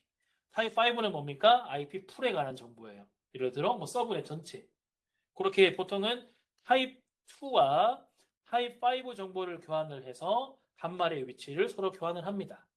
됐죠? 이게 제일 중요하다고 보시면 되고, 그래서 우리가 실습을 할 때도 타입 2랑 타입 5가 계속 나올 거예요. 타입 2, 타입 5, 타입 2, 타입 5.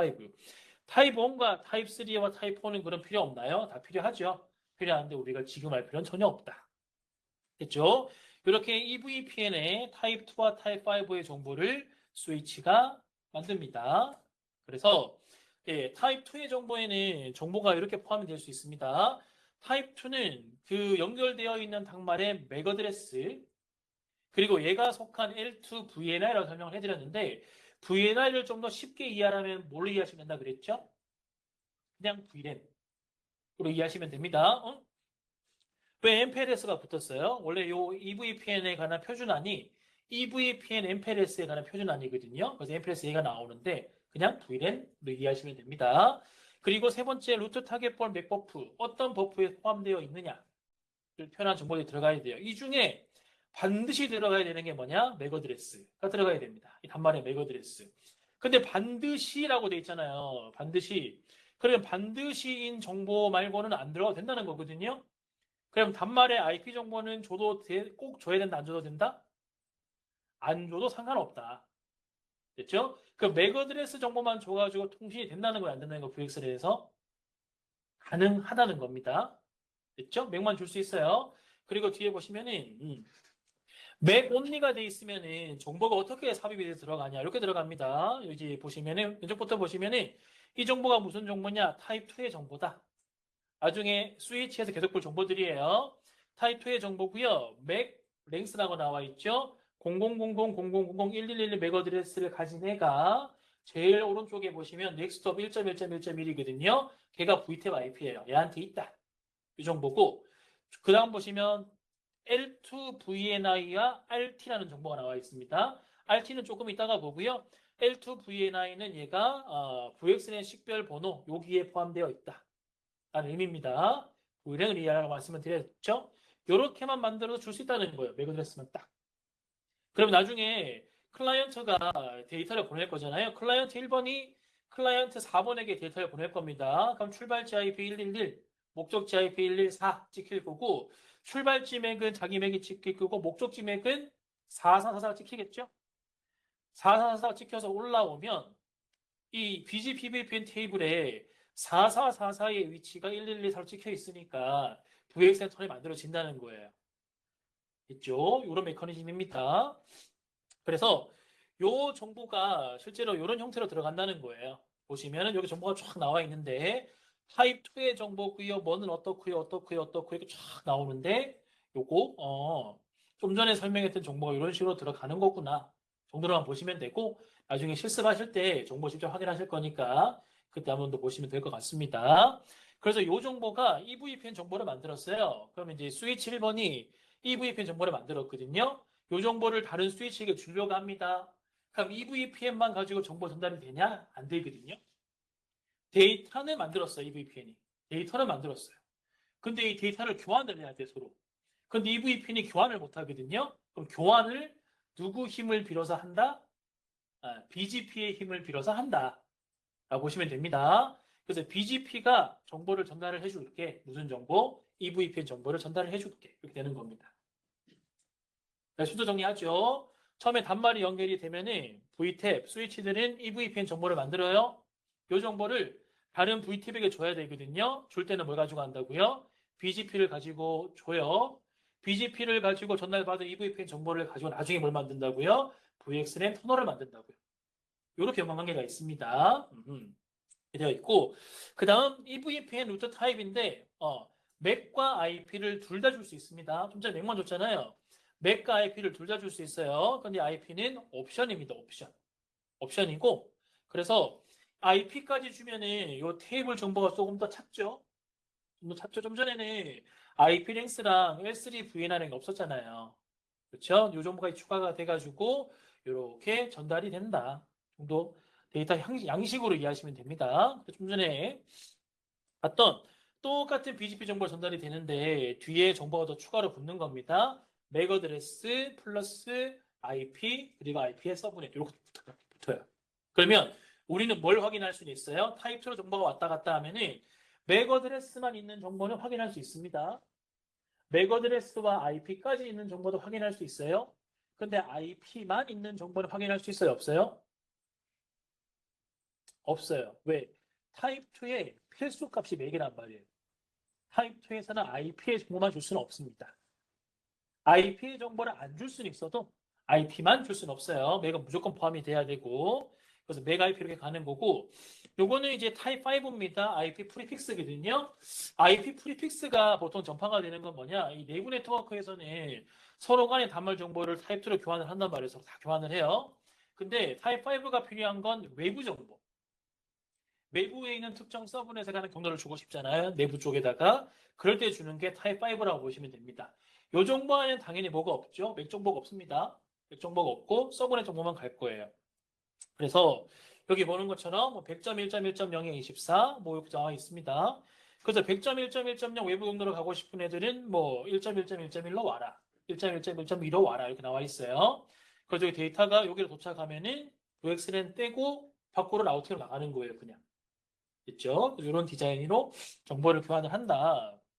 그래서 타입 5 정보는 이렇게 앞쪽에 숫자 보시면 타입 5 5번 적혀 있고 뒤에 값들이 쭉 적혀 있는 이런 형태가 될 겁니다. 이렇게 있죠. 그리고 예, 이 BGP VPN에서는 몇 가지 구조들이 있는데 가장 기본적인 구조가 뭐냐? 투티어 구조입니다. 상단에 스파인이라는 게 있고요. 하단에 리프라는 게 있어요. 리프에 보통 뭐가 붙냐? 단말이 붙습니다. 리프에 단말이 짜라라락 붙고요. 리프가 EVPN 정보를 만들어서 서로 교환 하는 거예요. 스파인의 역할은 보통 두 가지입니다. 하나는 뭐냐? 그냥 언더의 도쿄 경로. 스파인을 갖다 가야 되잖아요. 이 경로 제공해 주는 거 하나. 두 번째 뭐냐? 리프가 다른 리프랑 정보 교환을 해야 되는데 뭘로 교환한다고 아까 말씀드렸죠? BGP로 교환한다. 말씀해드렸죠? 그러면 리프가 100개예요. 리프가 100개인데 리프가 나머지 100개의 99개 리프랑 BGP 정보 교환을 하려면은 BGP 네이버가 되잖아요. 그럼 99개랑 다 네이버하기 힘들겠죠? 그래서 누구랑 네이버 한다? 나는 스파인이랑 네이버를 하고 스파인이 나머지 리프랑 다 네이버를 하는 거예요. 그럼 내가 정보를 스파인한테 주면 스파인이 나머지 리프한테 쫙 분배하는 그런 역할을 합니다. 보통 루트 리플렉터라 그러죠. 그런 역할을 하기 위해서 스파인이 들어가요. 반말이 붙는 건 아니고. 그리고 만약에 티어가 더 확장될 수도 있거든요. 스파인 리프랑 이렇게 투 티어로 만들어지는 건 대표적으로 데이터 센터예요. 왜? 데이터 센터는 공간적인 제약이 있잖아요. 보통 한 층이 데이터 센터야. 그러면 거기 스파인 두고 리프 도 케이블 연결하시면 되잖아요. 근데 이거 우리 어디 가지고 올 겁니까? 캠퍼스로 가지고 올 거잖아요. 캠퍼스로 가지고 오면은 이 건물과 옆 건물, 이 건물, 두 개의 건물 연결을 해야 되는데 두 개의 건물을 리프 스파인 구성하실 수는 없잖아요. 그렇겠죠? 아마도 스파인 두 세트가 어떤 건물에 들어갈 거고 각각의 건물에 있는 리프들을 집선해서 연결해야 될 거잖아요. 그래서 그 집선하는 역할을 하는 게 뭐냐? 인터미디어트라는 장비입니다. 인터미디어트는 뭐 하면 되는데 얘는 VXLAN 몰라도 돼요. BGP 몰라도 되고요. EVPN 몰라도 되고요. 뭐만 하면 됩니까? 리프 간의 VXLAN 터널을 뚫었을 때 라우팅만 해주면 되거든요. 그 라우팅만 되면 됩니다. 필요 없어요. 라우팅 안 하고 L2로 연결할 수 없나요? L2 연결하셔도 상관없어요. 그래서 리프와 스파인 간의 네트워크 연결을 하기 위한 포지션으로 들어가는 게 인터미디어트라고 보시면 됩니다. 얘는 엄밀하게 말하면 BGP, EVPN, VXN을 전혀 몰라도 되는 친구인 거예요. 됐죠? 자, 그래서 또 이제 몇 가지 롤들이 나오는데요. 롤들을 한번 쭉 설명을 한번 해드릴게요. 첫 번째, 리프. VXLAN 터널 엔드 포인트입니다. 간말 연결되는 포인트인 거죠. 이 친구. 위에 올라가시면 스파인이라는 애가 있어요. 스파인 설명해 드렸죠. 그러면 스파인은 V탭이냐? 스파인은 보통 V탭이 아니에요. 왜? V탭은 뭐라 그랬어요? VXLAN 터널이 만들어지고 끝나는 지점이라 그랬잖아요. 근데 스파인은 그냥 지나가는 지점이잖아요. 그래서 얘는 보통 V탭이라고 안 합니다. 됐죠? 인터미디어트는 설명을 해드렸고, 자, 그 다음 보더. 보더가 뭐냐? 외부와 연결되는 포인트입니다. 외부. 여기 오시면 이쪽으로 외부 네트워크 연결이 되어 있습니다. 이렇게 되어 있거든요. 그러면 이 보더의 역할은 리프가 할 수 있을까요? 없을까요? 할 수 있을까요? 없을까요? 리프가 외부 경로를 가지고 와서 EVPN에 넣어주면 걔가 보던 겁니다. 됐죠? 근데 만약에 리프 말고 스파인에다가 보도 기능을 넣을 수 있을까요? 없을까요?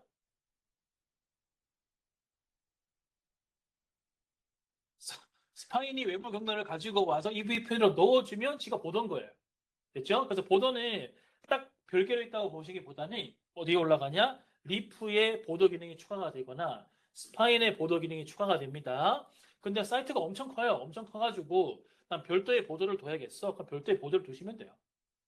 됐죠? 근데 특성이 뭐다? 내부 경로를 전파하는 게 아니고 외부 경로를 전파한다. 이 특성이 있고요. 또 하나의 특이한 친구가 있습니다. 보도 게이트웨이라는 게 있거든요. 보도 게이트웨이는 뭐냐면은 보도는 외부 경로 연결한다 그랬죠. 외부 경로. 이 외부 경로라고 하는 건 일반적으로 VXLAN 인프라가 아닌 곳입니다.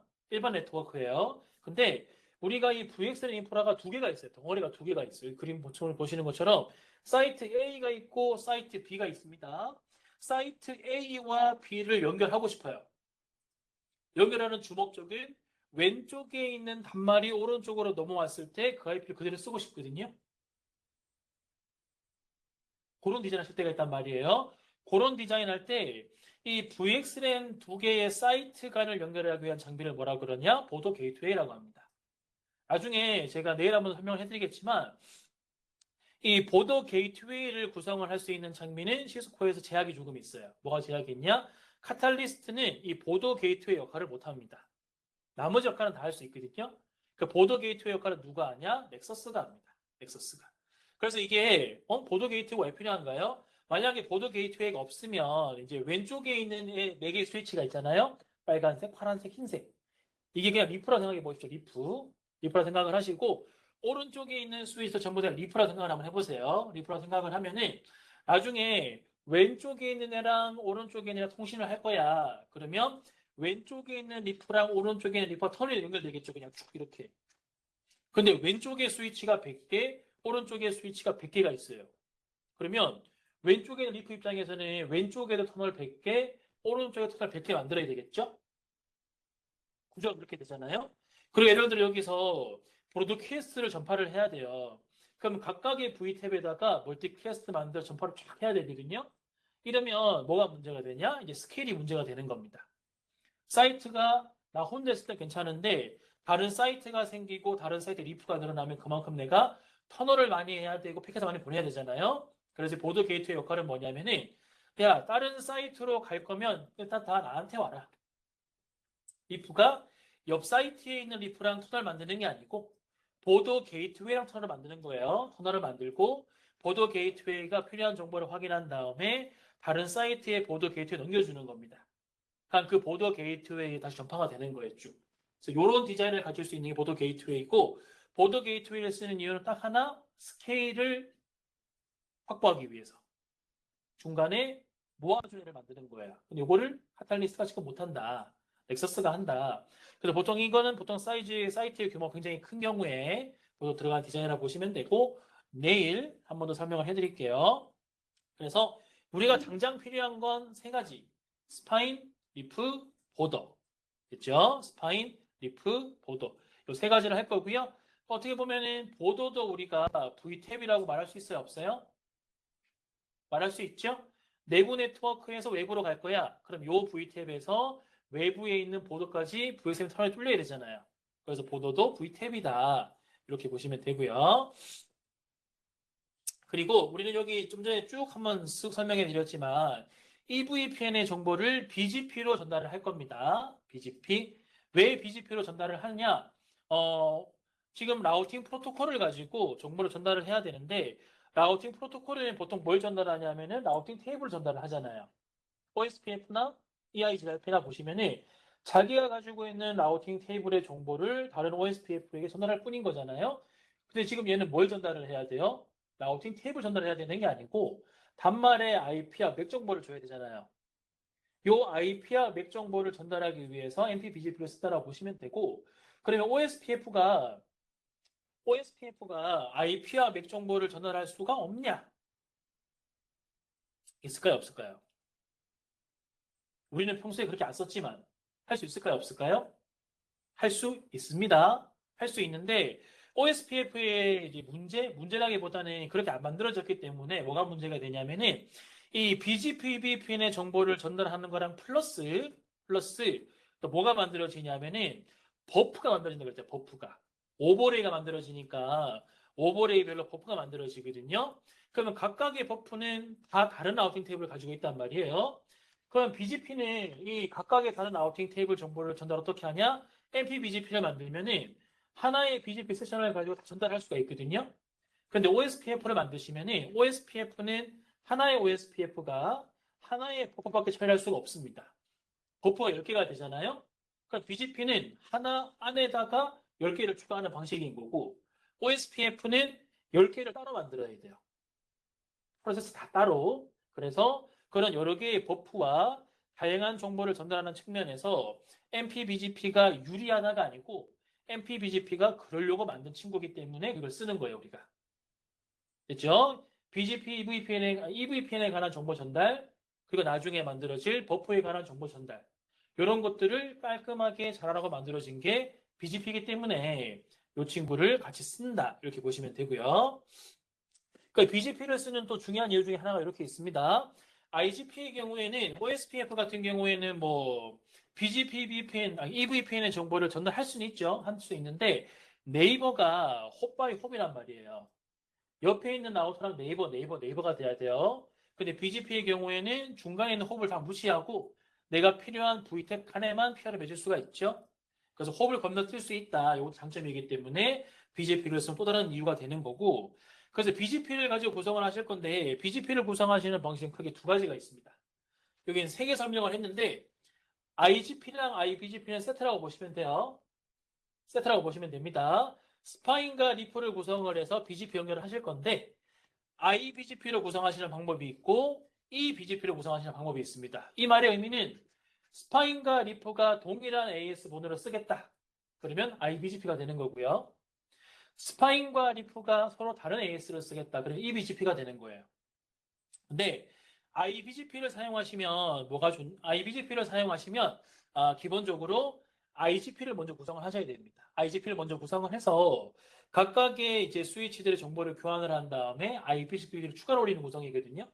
IGP 먼저, OSP 이렇게 설명해 드릴게요. OSPF를 먼저 만들고 OSPF로 만든 Web3 네트워크 위에다가 IBGP 올리시는 거예요. 됐죠? EBGP는 뭐냐? EBGP는 OSPF 같은 거 필요 없어요. 필요 없고 별도의 라우팅 프로토콜 필요 없고 그냥 BGP를 바로 그냥 올리는 방식입니다. 뭐가 더 편할까요? EBGP가 더 편해 보이시죠? IBGP가 훨씬 편합니다. 무슨 소리니 하실 수가 있거든요. 무슨 소리니? 일단은 IGP를 가지고 설정하시는데 IGP가 사실 설정 어렵지 않잖아요. 어렵지 않죠? 어렵지 않고요. IGP를 먼저 만들고 그 위에다가 IBGP를 올리면은 실제 IBGP 간의 피어나 막 이런 것들이 만들어지고 하겠지만 IBGP는 뭐 때문에 올리는 걸까요, 사실? 요 IBGP랑 IGP를 만든 게 L3를 만든 거잖아요, 지금 우리가. 언더레이에다가 L3를 만들었는데 IBGP가 만들어진 이유는 뭡니까? 이 VPN의 정보를 전달하기 위해 필요한 거란 말이에요. 그럼 이 VPN의 정보를 받았어요, 내가 스위치 입장에서. 그 다음 이 VPN 정보를 가지고 내가 뭘 만들죠? 터널을 만들잖아요. VXN의 터널.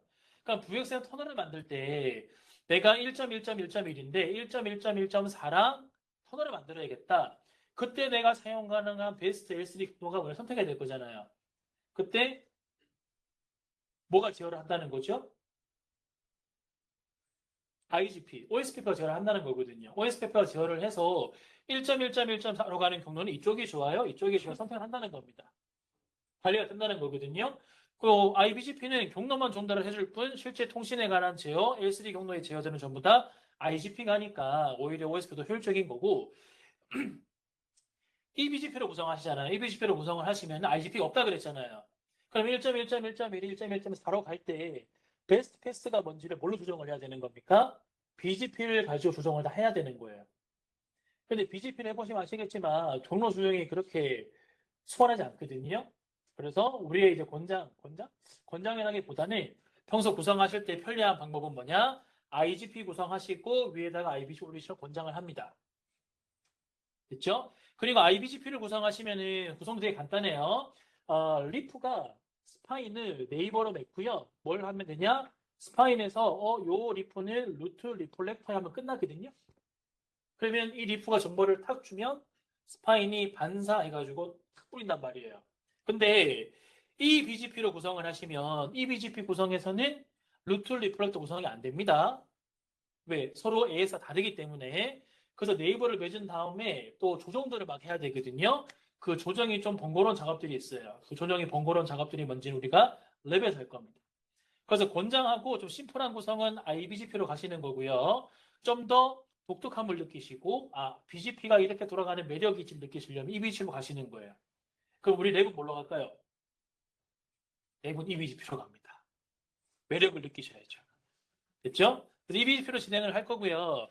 EBGP로 진행을 하면서 제가 IBGP였다면 이렇게 갈 거다 설명을 해드릴게요. 됐죠?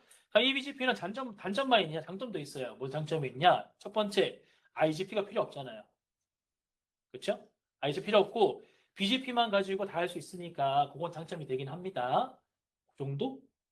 말고는 없다. 네. 그래서 나중에 실전하실 때는 IGP를 고려하시는 것도 괜찮습니다. 그리고 몇 가지만 조금만 더 설명해 드릴게요. 이제 버프입니다. 버프는 아시는 분도 많이 계실 건데 이제 모르시는 분을 위해 정리를 한번 해드리면은 VRF는 Virtual Routing and Forwarding이죠. 라우터는 원래 글로벌 라우팅 탭을 하나만 딱 가지고 있거든요. 일반적으로는 왼쪽의 그림처럼. 그래서 1점대와 1.2점대와 1.3점 다 통신 가능합니다. 근데 이 하나의 라우터를 망을 분리하겠다. 1.1.1.0과 2.0과 3점 통신 못하게 하겠다. 그러면 방법은 두 가지가 있습니다. 하나는 물리적으로 라우터를 다 쪼개는 거죠. 3개 만들어가지고 3개의 링크를 개별적으로 하면 통신 안 될 거잖아요. 라우터도 많이 드니까 하나의 라우터에서 물리적으로 있는 하나의 라우터에서 논리적으로 3개의 테이블로 구분을 하겠다. 그러면서 신경 버프란 말이에요. 그래서 오른쪽처럼 물리적으로 하나인데 버프 1번, 버프 2번, 버프 3번 이렇게 만들어서 연결하시면은 1.1.1.0과 2.0과 3.0이 통신이 안 되는 구조가 됩니다. 이게 버프다. 라고 보시면 되고요. L3 라우터, L3 스위치 모두 다 지원을 해주는 기능이에요. 그래서 이 버프에서는 몇 가지 값들이 들어가는데 버프를 처음 딱 만드시면은 꼭 넣어야 되는 값이 RD라는 값이 있어요. RD. RD가 뭐냐? 루트 디스팅기셔라는 값입니다. 요 값의 의미는 뭐냐? 나중에 버프가 막 만들어지면은 옆에 있는 라우터한테 나의 정보를 막 줄 거잖아요. 버프에서 줄 때 이 정보를 누가 주는 거야? 원래 주인이 누구라고 표시합니다. 이 정보를 최초로 만든 이 서브넷에서 정보를 최초로 만든 사람이 누구다라고 표시하는 값이 RD 값이거든요. 근데 이걸 보통 어디서 많이 쓰냐면은 ISP가 사용하는 MPLS 망에서 많이 쓰거든요. 왜 많이 쓰냐? 그 ISP가 운영하는 MPLS 망에서는 수많은 고객들이 막 들어올 거잖아요. 전국망에. 근데 여기서 고객들이 우리 회사끼리만 통신하게 해주세요라고 요청을 할 거잖아요. 그러면 물리적으로 보시면은 물리적으로는 이 라우터들을 다 분리를 해야 되는데 라우터가 너무 많이 들죠? 그러면 이제 ISP망에 들어가는 라우터들은 다 버프가 만들어질 거란 말이에요.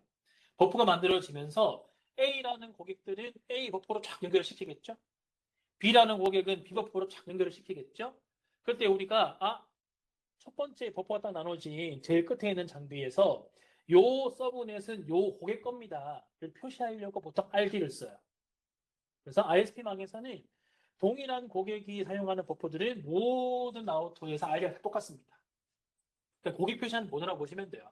근데 EVP에서는 조금 달라요. 왜 조금 다르냐면은 EVP에는 우리가 버프를 나누긴 했지만 실제로 이제 그 관리 주체는 하나잖아요. 다시 한번. ISP에서는 여러 명의 고객이 연결됩니다. 그리고 ISP 라우트에서 버프가 쪼개지면은 실제로 그 버프들은 고객이 다 다르잖아요. 다 달라가지고 다 분리를 한 다음에 이 버프는 어떤 고객 거다를 표현하려고 RD를 쓴단 말이에요. 됐죠? 근데 BGP-VPN 인프라는 버프를 만들긴 하지만 그 버프끼리 통신이 안 되게 하긴 하겠지만 이 버프로 만들어져 있는 인프라 자체는 다 우리 거잖아요, 그냥. 우리 거니까 EVPN에서는 RD를 어떻게 쓰냐? 이 단말 정보를 가지고 있는 원래의 라우터가 누구냐? 원래의 VTP 누구냐를 표시하기 위해서 RD를 다 다르게 씁니다. 아시겠죠? MPLS에서 다 같이 쓰는데 EVPN에서 다 다르게 써요. 그렇게 해야 나중에 예를 들어서 여기 VTAP 친구가 나 단말 1번 정보 있어요라고 다 알려주잖아요.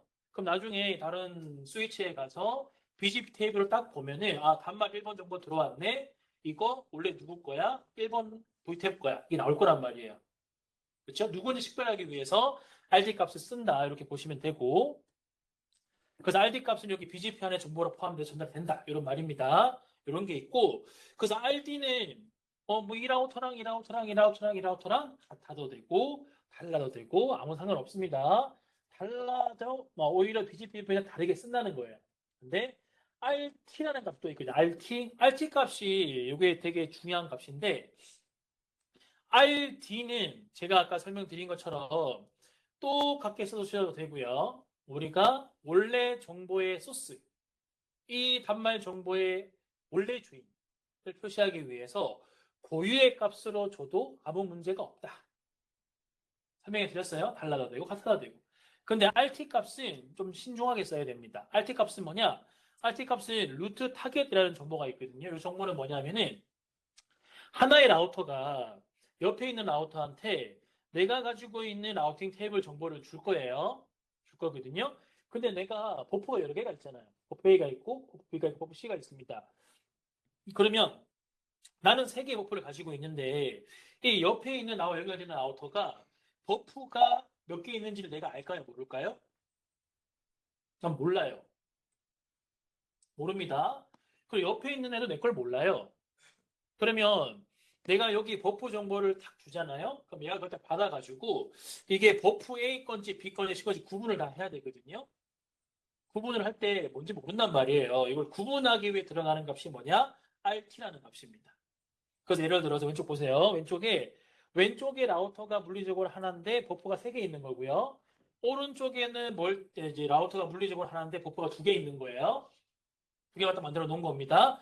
정보를 다 받아요. 그러니까 왼쪽에 있는 애가 RT export라고 해서 내보낼 때 이 라우팅 버프 A의 경로들은 65,000에 100번 딱 찍어서 내보내거든요. 그리고 버프 B의 경로는 65,000에 200 딱 찍어서 내보내요.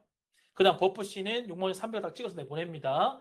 그럼 옆에 있는 애가 BGP로 정보를 딱 받으면 65,000에 100번 찍힌 거 200번, 300번 찍게 딱 들어오거든요. 그 중에 내가 라우팅 테이블 버프 A에다가 뭐 넣을 거냐? 를 뭘로 선언하냐? RT import하는 걸로 선언을 합니다. 요 값을 가지고 온 애들을 내가 버프 A에 넣겠어. 또 오른쪽 보시면 버프 A에 RT import를 65,000에 100번, 300번 두 개를 찍었죠. 그러면 왼쪽에서는 라우팅 테이블이 3개였는데 오른쪽은 어떻게 되는 겁니까?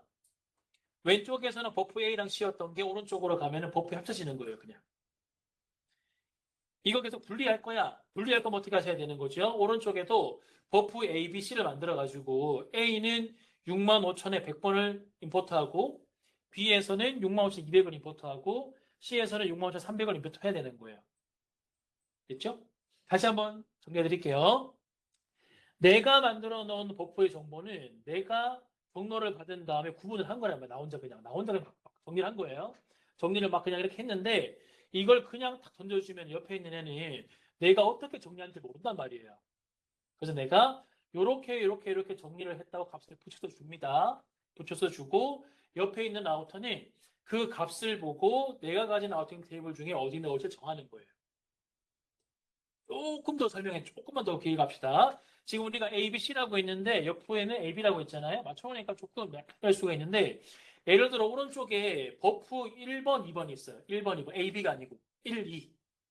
왼쪽은 A, B, C. 오른쪽은 1, 2 이렇게 있습니다. 그러면 버프 A야라고 해서 줘도 옆에는 버프 A라는 게 없잖아요. 뭐만 있다고요, 지금? 1, 2. 1, 2 하니까 못하지 않으시는가요? 다시 합시다. 그러면 왼쪽에는 버프 A, B, C가 있거든요. 오른쪽엔 버프가 뭐가 있냐? 가나가 있어요. 가나. 그러면 버프 A에는 경로가 이게 있고 B에는 이게 있고 C에는 이게 있다는 건 누가 알고 있는 거예요? 나만 알고 있는 나만. 이 정보를 옆에 애한테 안 알려준단 말이에요. 내가 어떻게 알았는지. 나 뭐만 주는 겁니까? BGP를 가지고 그냥 경로를 줄 뿐인 거라고요. 경로를 줬어요. 경로를 준 애가 쭉 들어온 BGP 경로 중에서 이 경로를 내가 버프 가에다가 넣어야 되겠다. 나에다가 넣어야 되겠다를 어떻게 정한다고요? RT 임포터를 가지고 정한다고요. 이해되시겠지요? 이게 만약에 MPLS망이에요. MPLS망. MPLS망이면은 버프 A라는 게 고객 A일 거잖아요. 고객 A. 그러면 서울에 있는 고객, 부산에 있는 고객 A를 쫙 연결해야 되겠죠? 그럼 이 중간에 있는 모든 라우터 어떻게 됩니까? 전부 다 같은 버프가 쫙 만들어지겠죠. 그리고 이 버퍼들이 쫙 만들어진 다음에 이 고객의 정보를 취식해야 되겠죠. 그러니까 다 어떻게 됩니까? RT export import를 다 맞춘단 말이에요. 그냥. 그러면 쭉 교환돼서 만들어지고 끝. 이렇게 되시는 겁니다. 자, 설명을 드렸지만 이해가 됐으면 좋겠지만 이해가 안 됐으면 뒤에 또 설명해 드릴게요. 걱정하지 마십시오. 이렇게 되어 있고 하나만 더 볼까요? 그래서 RT를 이렇게 해줄 수가 있습니다. 옆에 애가 준 건 준 거고, 옆에 애가 준 건 준 거고, 내가 또 가지고 있잖아요. 버프 A, B, C 가지고 있는데, 옆에 한테 줄 게 아니고요. 내가 버프 A 정보가 있는데, 야, 버프 C한테 주고 싶어요, 그냥. 버프 C의 사용자들이 막 이렇게 있잖아요. 그러니까 버프 C에 있는 사용자들이 데이터를 올려보내가지고, 버프 A로 가고 싶어요. 그럼 못 가거든요, 원래. 라고 되게 분리가 돼 있으니까. 근데 A가 C한테 와라 할 수 있거든요. 내가 받아줄게. 그러면 버프 C에 들어가서 뭘 추가하냐? RT import 버프 A 값을 집어넣으면 라우팅 테이블이 추가가 됩니다. A 게 C로. 그러면 C 쪽의 단말이 데이터를 타고 올라와서 C에서 버프 C의 라우팅 테이블 가면 경로가 있으니까 이게 내부적인 라우팅을 타고 버프로 넘어가는 거예요. 이렇게 할 수 있습니다. 요걸 우리가 뭐라 그러냐? 요걸 우리가 리킹이라 그래요. 하나의 버프 안에서 하나의 물리적인 라우터 안에서 버프 간의 경로를 교환하는 것. 이걸 리킹이라고 하고 이 교환 핵심은 뭐다? 버프 A의 RT 값을 버프 C가 받아들이는 것. 이게 핵심이라고 보시면 됩니다. 그리고 이제 여기 나중에 VXL의 문서들을 보시면은 문서에서 약간 이제 애매한 표현들이 좀 나오거든요. 그런 것 같은데 다른 테넌트라는 이야기가 많이 나옵니다. 테넌트. 테넌트의 의미는 버프랑은 조금 비슷하긴 한데 조금 다른 의미입니다. 버프는 아까 설명드린 것처럼 그 논리적으로 망을 다 분리를 한 거거든요. 그러니까 이제 VXLAN 안에서 이 버프들끼리 다 구분되어 있으니까 서로 통신을 못하는 게 기본인데 예를 들어서 그 버프끼리 나눠놨지만 특정 영역은 통신을 하게 해준다거나 혹은 이 버프가 외부 네트워크랑 특정 포인트를 연결하게 해준다거나 해가지고 서로 간에 통신 가능한 이제 덩어리들이 또 이렇게 있을 거잖아요. 기본적으로 버프를 나눴지만 버프에다가 외부 나가는 경로 추가하거나 버프끼리 통신할 수 있게 뭔가를 추가해 주거나 그렇게 통신 가능한 바운드를 정해 놓은 게 있어요. 그래서 그걸 보통 뭐라 그러냐? 테넌트라고 한다라고 보시면 됩니다. 버프 플러스 알파 이렇게 보시면 돼요. 또 테넌트 안에 있는 애들은 서로 간의 통신이 가능한 이런 구조다라고 보시면 되고요. 여기 데이터 센터에서는 여기 용어를 많이 쓰는데 캠퍼스에서는 굳이 많이 쓰진 않습니다. 그래서 우리 버프 정도만 잘 이해하시면 될 것 같고요. 그리고 이 VXLAN에 오시면 또 몇 가지 또 용어들이 나오거든요. 그래서 이제 낯선 용어들입니다. 보시면 EVI라는 게 있고 ESI라는 게 또 있어요. 그래서 보시면 EVPN의 인스턴스라는 게 있습니다. 그래서 EVPN 인스턴스는 뭐냐? VTAP 안에 있는 또 가상의 네트워크예요. VTAP 안에서 지 나름대로 막 망분리를 할 거잖아요. 분리를 하면은 그 분리된 만들어 식별하기 위한 값들을 만들거든요. 그래서 그걸 우리가 이제 ESI라고 보통 표현을 합니다. 그런 용어가 또 하나가 EVI라는 용어가 있고 또 하나는 또 이제 이더넷 레벨에서 네트워크로 세그멘테이션을 또 해요. VLAN 레벨이 될 수도 있고 그래서 그런 것들을 또 세그멘테이션 ESI라고 또 말을 합니다. 그래서 뭔가 분리가 되어 있는 형태구나 정도 이해하시면 되고요. 그 다음 VNI라는 게 있습니다. Virtual Network Instance라는 게 있어요. 그래서 VNI라는 게 또 L2가 있고 L3가 있거든요. L2 VNI라는 건 뭐냐면은 이 왼쪽에 있는 VTAP과 오른쪽에 있는 VTAP가 통신을 할 거예요. 그럼 그때는 VLAN이 중요한 게 아니고 이 왼쪽에 있는 VTAP과 오른쪽에 있는 VTAP 간에 만들어진 네트워크들 간의 식별 번호로 VNI를 주거든요. 그럼 이 VNI 넘버가 같으면 연결이 되는 겁니다. VLAN이 중요한 게 아니에요. 그래서 통상은 어떻게 하죠? VLAN 넘버랑 VLAN을 맞춰주거든요. 그냥 맞춰주면은 VNI끼리 연결이 되니까 같은 VLAN 통신이 된다고 생각을 하는 건데 VNI를 맞추고 각각의 VTAP이 다른 VLAN을 주면은 통신은 되는데 VLAN은 다른 이런 구조가 되는 거예요. 보통 맞춰준다. 라고 보시면 되고요. 그 다음에 L3VNI가 있습니다. L3VNI는 뭐냐? L2는 같은 서브넷끼리 통신하려고 만드는 거고 L3는 다른 서브넷과 통신하려고 만드는 거예요. 그래서 구조는 L2VNI가 쭉 만들어지겠죠. VLAN별로. 그럼 VLAN별로 따로 있는데 얘들을 L3VNI를 통해 통신을 하고 싶다. 그러면 나눠져 있는 L2VNI들을 L3VNI 매핑을 다 시키는 거예요. L3VNI 하나가 있고 L2VNI가 세 개가 이렇게 있잖아요. 그럼 세 개를 하나의 L3VNI 매핑을 딱 시키면 얘를 통해 통신이 되는 이런 구조가 되는 겁니다. 됐죠? 그래서 뒤에 구조도가 있는데 이걸 보시면 좀 이해가 쉬울 거예요. 이렇게 되어 있습니다. 왼쪽에 VTab이 하나가 있고 오른쪽에 VTab이 하나가 이렇게 있죠? 그러면 얘들 간에 정보를 만든단 말이에요. 처음에 VXLAN 정보를 만듭니다. VTab 1번이 나한테는 이런 단말들이 있고 이 단말들은 VLAN 10번인데 EVPN에서는 VLAN 정보를 주는 게 아니고 요거에 식별 번호를 주거든요. 거기 식별 번호에 들어가는 게 뭐냐? EVI, VNI 값이라는 거예요. 보통은 헷갈리지 않게 하려고 VLAN 넘버 다 매핑을 시킵니다. 이렇게. 그러면 이제 왼쪽 VTab에 있는 VNI 10번과 오른쪽 VTab에 있는 VNI 10번이 서로 연결이 된단 말이에요. 이렇게. 연결이 되면은 그 뒤로 가면 뭐가 있는 거죠? 실제 VLAN들이 이런 구조가 되는 겁니다. 그렇죠? 그래서 VNI를 맞춰가지고 VTab끼리 터널이 만들어진다. 이렇게 보시면 되고요. L3는 조금 이제 구조가 다르죠. 보시면은 앞선 그림에 조금 추가가 된 건데 VTab 1번에 보시면 이렇게 되어 있습니다. VLAN 10번이 있고요. VLAN 100번이 있어요. 우리가 이렇게 있고 오른쪽에 보시면은 클라이언트 3번에는 VLAN 10번만 있고 100번이 없어요. 그렇죠?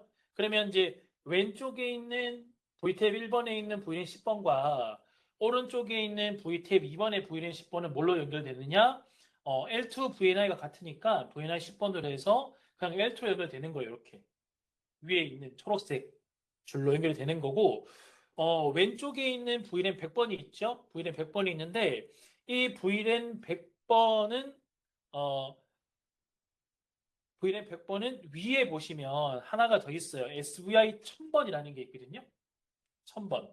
그럼 SVI 100번은 뭐냐? SVI 100번은 그냥 L2VNI입니다. L2VNI. 요거를 누구랑 매핑 시켰느냐? 위에 있는 SVI 1000번과 매핑을 시킨 거예요. 이때 말하는 SVI 1000번이 누구라는 거죠? L3VNI. 왼쪽에 있는 SVI 100번이 얼마죠? L2VNI. 이렇게 되는 겁니다. 매핑을 시키면 오른쪽 동네를 한번 가보시면 오른쪽 동네 가보시면은 오른쪽 동네에서는 L3VNI 1000번이랑 누구와 매핑이 되어 있냐? L2VNI 10번과 매핑이 되어 있단 말이에요.